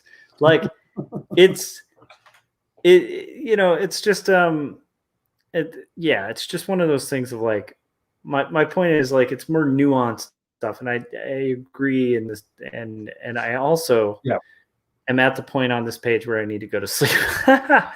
but I finished more than I thought I would. I actually got through. Well, let me see if I can pull this up. I got through this panel here, and this panel here, and I got almost through the page, man. So it was a fun conversation, Corey. And I did terrible because I kept having to look at you rather than just draw. Oh, I'm sorry. No, it's okay. It was really an interesting conversation. So, because I normally stay quiet on that kind of thing too, but I feel like more and more I just don't care. Well, here's my thing. My thing is like, I am willing to have any conversation with anybody if they're willing to be a good faith actor in that conversation and they understand nuance. Oh yeah. And so like, I'll talk to you about stuff all the time because, like, one, I know you're not going to like straw man me, and you're not going to like trip me up on, like, if I say a phrase that's like a loaded phrase, you're not going to like make all these assumptions and trip me up on stuff. You know what I mean? Yeah. Like, we're not in this to like win. No, an argument. And the thing that I love about this is, like, if somebody watched the stream, they probably assume like you and I are politically agreed, and we're not. Like, we're like suddenly like, I don't know. It's my point is, like, I think it's actually possible to like have dialogue and friendships with people you don't fully agree with, and it's actually more enriching, because if you just have conversations with like little versions of yourself, like what's the point? Which is, at the end of the day, that's my biggest criticism of the Comicsgate thing, is like, if it's like a narrative that you can only speak one way in, how is that any different than what you're claiming of the other side, right? Like, if that's not what it is, then I just must have sincerely just gone down the wrong rabbit holes with like the 2 or 3 biggest guys in the movement. Maybe that just doesn't represent it. I don't know. You know, but it's the same thing. Like, if I see that anywhere, it just bugs me. If I see that in myself, it bugs me. And I'm not saying I'm not prone to it. Like, I might fall victim to that nonsense myself, but I try really hard to be consistent. So it's like, hey, if I'm going to have a problem with this here, I should have a problem with it there. You know? Right. Yeah. So, and to be honest, when it comes to like action stuff, I get less judgy about, as long as like I can follow like the plot a little bit and watch some cool action. It's pretty good. Yeah. Well, I mean, that's the, you know, I mean, I'll tell you, like, You're trying to go to bed, so I'll stop giving examples. No. But, I want to hear it because it's also fun to okay, work a Lady little more. in the Water. Lady in the Water? Yeah. Lady in the Water was billed and promoted as a horror film. And so everybody hated it because they didn't bill it with what it was, which is a fairy tale. Mm-hmm. And so when you watch it, you had certain expectations. You went into it thinking, this is going to be like a terrifying, scary M. Night Shyamalan like horror film, because the trailer people that did that, they showed like the couple of scenes where like something kind of creepy happens. Mm-hmm. And then they added on all this music. And so you went in with all these expectations, and expectations are like the game, right? And that's where like you talk about this with your comic, where you're like, in your comic, I tried to commit suicide on in the first 3 pages. And it's like, that sets the expectation for that comic. And if I go into a movie, like I literally saw a movie one time, not knowing that it was a musical. Like I didn't know it was a musical. That could be kind of fun though. So it's just like, so in the middle, because I really try to enjoy things that I pay for, because I don't like the experience of spending money and then not having a good time. So like I will go out of my way to like alter the way that I'm thinking about something so that I can find a way to enjoy it. Like I'm not one of those guys that likes hating things. And so like I had to kind of do that. And then my wife afterwards was like, so what'd you think? And I was like, I didn't know it was a musical. And she was like, oh wow, that must have been weird for you, But like yeah, so with like comic book movies and Marvel movies and stuff, like I will intentionally go out of my way to be like, I'm going to find the frame of reference that's going to help me enjoy this movie. Like I know that there's going to be certain things, like if you get annoyed, like if you're like, oh, that's just kind of unrealistic in a movie with like a talking raccoon and a living like human tree, kind of like, yeah, what were you expecting? Like it is going to be a weird movie. Like it's got Groot and Rocket in it. Like and you saw that in the trailer. Like you knew that was going to happen. So like, what's the point of paying money to go see that? It's going to be silly, and it's now it could fall down on not being funny. Yeah, it could fall down on like being boring or not having a good story. But like, yeah, if you're like, oh, that's kind of unbelievable that X, Y, and Z happened, I'm always like, it's kind of like people's argument with Star Wars.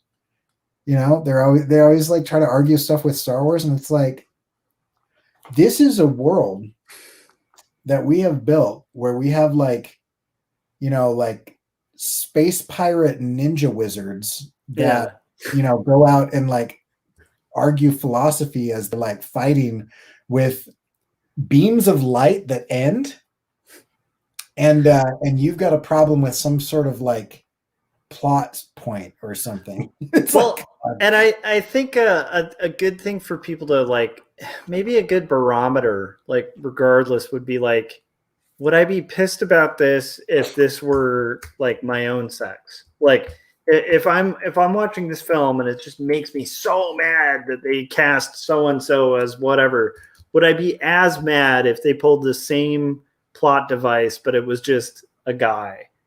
Or if you're a woman and you watch it and you're like, would you be as mad if it were, what I mean? Like, right. Just apply that to yourself regardless. Like if you're transgender, view it that way. Like I think the second you have a double standard that wouldn't apply were you somebody else, it's a good sign.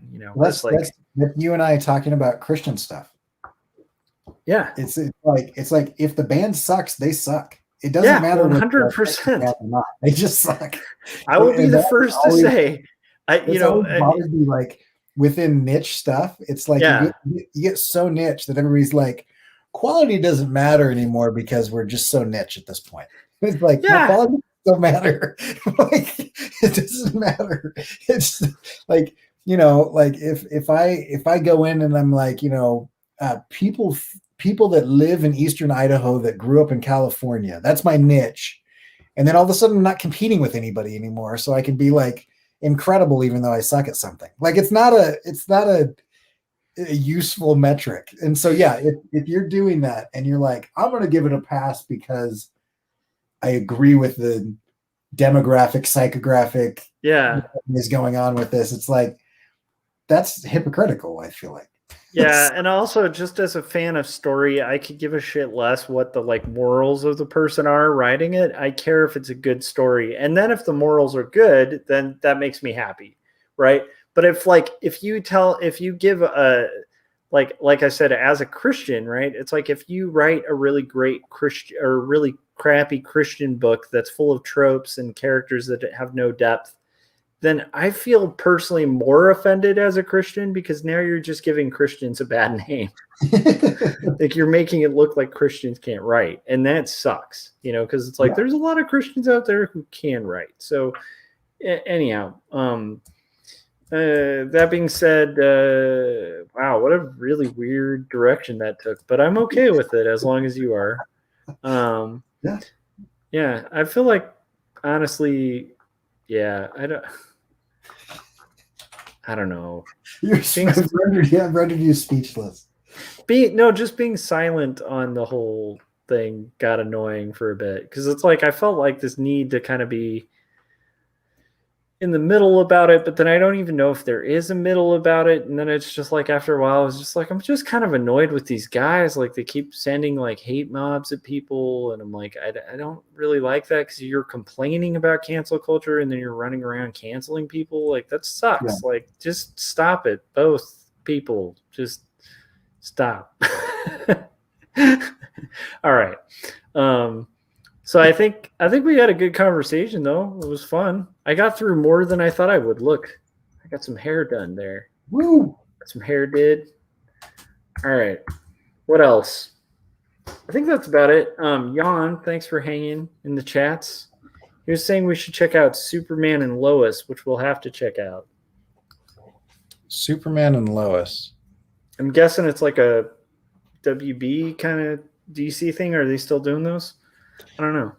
Like I remember the Lois and Superman from the 90s, and I actually loved that because my mom and I watched it together. So the only love triangle with two people. That's how they advertise that one. I think it's new. I think it's based on the whole like Flash and Arrowverse kind of thing. Oh, okay. That they were building. That's what I'm guessing. I don't know. And then there was that like Supergirl show. So I wonder if it's like a spinoff of that.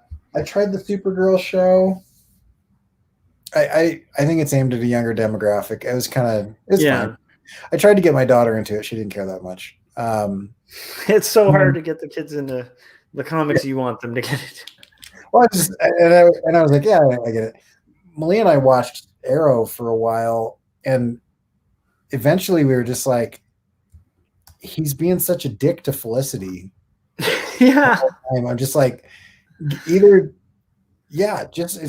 was just annoying. It was just like, it wasn't like a problem with like the cheesy whatever. Like we were kind of into some of it, and then eventually we're just like, I went a few seasons of that, and I really enjoyed the Flash, like the first season of that, second season of that, and then I think I fell off because they started doing all these multi-Flash and Mega Flash, and I mean, there's only the Flash as a character. There's only so much you can do with a guy that's really fast.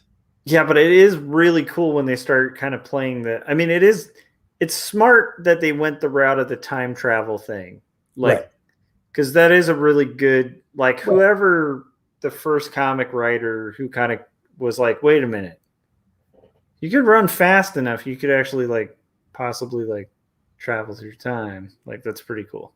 Yeah. But yeah, I feel like all of those shows kind of gear themselves more towards teens, Well, I mean, okay, I'll tell you something I'm a little concerned about is, and Superman and Lois sounds interesting because he's saying the heroes are more our demographic. It's like grown-ups with teen kids. That sounds kind of interesting. But is it our demographic, Jan? Because you're like very young. I'm just kidding. I'm kidding. I'm just gonna keep playing that for all it's worth. Yeah. Oh, where was I going? Oh, the Powerpuff Girls are being made into a live action. Them as 20-somethings who are upset with losing their childhood to crime fighting. And but which sounds like a really fascinating premise. And they have this actress that my daughter really likes, who's been in like The Descendants and stuff. Dove Cameron, I think her name is. Anyway, she's a cartoonish looking person. She's pretty cute, but she's a singer, and she's in like Liv and Maddie, and she plays Maul and Descendants. Anyway, she's gonna be Bubbles, and I'm kind of excited about it, but also it's the CW, and there's just something about the CW where I'm like, I can never fully get into it. I can never. It's kind of like I'm kind of like here, and I'm rooting for it to be good, and then I'm like Aftershock from like I don't want to wait, and you're like no. Yeah, I mean, I was never like a Party of Five. I was never like a Dawson's Creek. I was, I never got any of that stuff. A lot of my cousins did. And like I tried Smallville, and I really wanted to like Smallville, but like I just, even in high school, I didn't care that much about like high school drama. Like when I was in like middle school or junior high, I would like, and I probably shouldn't have been watching it, but like 90210 was kind of interesting for a little while. But then we're going into TV shows. We have to go. I have to sleep. It's 2 a.m. I was planning on go to bed by 1, but you have kept me in for an hour, which is awesome because I got work done. But we do have to end it because we're going to keep going. Yeah, no, I'm just saying. The whole point of that was like, if it goes like the Riverdale route, it's going to suck so bad. But if they do like a true to form, like really good adaptation of Powerpuff Girls, that could be so cool. I don't know. I love the cartoon so much, but then again, but imagine like you don't change it, and you have Mojo Jojo showing up, and he's like 35, and he's just as over the top, but he's like an actual CGI monkey with a brain in a glass jar. Well, the only reason I'm weirded out by that is just like it's so beautifully animated. I'm like, they just animate it, but because those backgrounds and the style of that. Yeah. I wouldn't want them to animate it because it's so well done. They tried to do it recently with Animaniacs. Have you seen Animaniacs, the newer one? No, is it any good? I couldn't make it through a full episode. Okay, we have to call it. We have to call this. All right. Thanks, Jan. Thanks for everybody who came in the chats. Thank you, Corey, for hanging out with me and doing art, getting stuff done, and talking wacky, crazy, awesome stuff like we always do. And also we did have Frank earlier in the chats too, and thank you, Frank, for coming by and hanging out. And I will probably see you guys later today, possibly tomorrow. So I have one more thing, just because of what you just did. Yeah. Have you watched The Romper Room, like when you were little? Don't do it. every time you start like doing that, I just imagine somebody going, and I see Billy and Susie and Sam, and like saying all the common names like through the mirror. Every time you start doing that, that's what goes out of my head is The Romper Room. If you guys don't know what I'm talking about, go Google The Romper Room. That is pretty hilarious. In every episode, they'd start to try to name people. So the kid would be like, they see me, my name's James. And thank you, Billy, and thank you, Susie. Thank you, Davey. I see you out there. But yeah, no, just trying to call out people in the chats. No, all right, I'm gonna listen to some Baby Metal and watch the next episode of Invincible. You have to watch Invincible. I will by the next time we watch it. How many episodes are up? There's only 3 out, and I've only seen the first one. Okay, so I'll probably watch the first one. I'll try to watch the first one today. Yeah. Okay. All right, deal. All right. Thanks, you guys, and we will see you, or I will see you next week or whatever. Okay. Bye, guys. Oh, and check out Corey's art at coreykerr.com.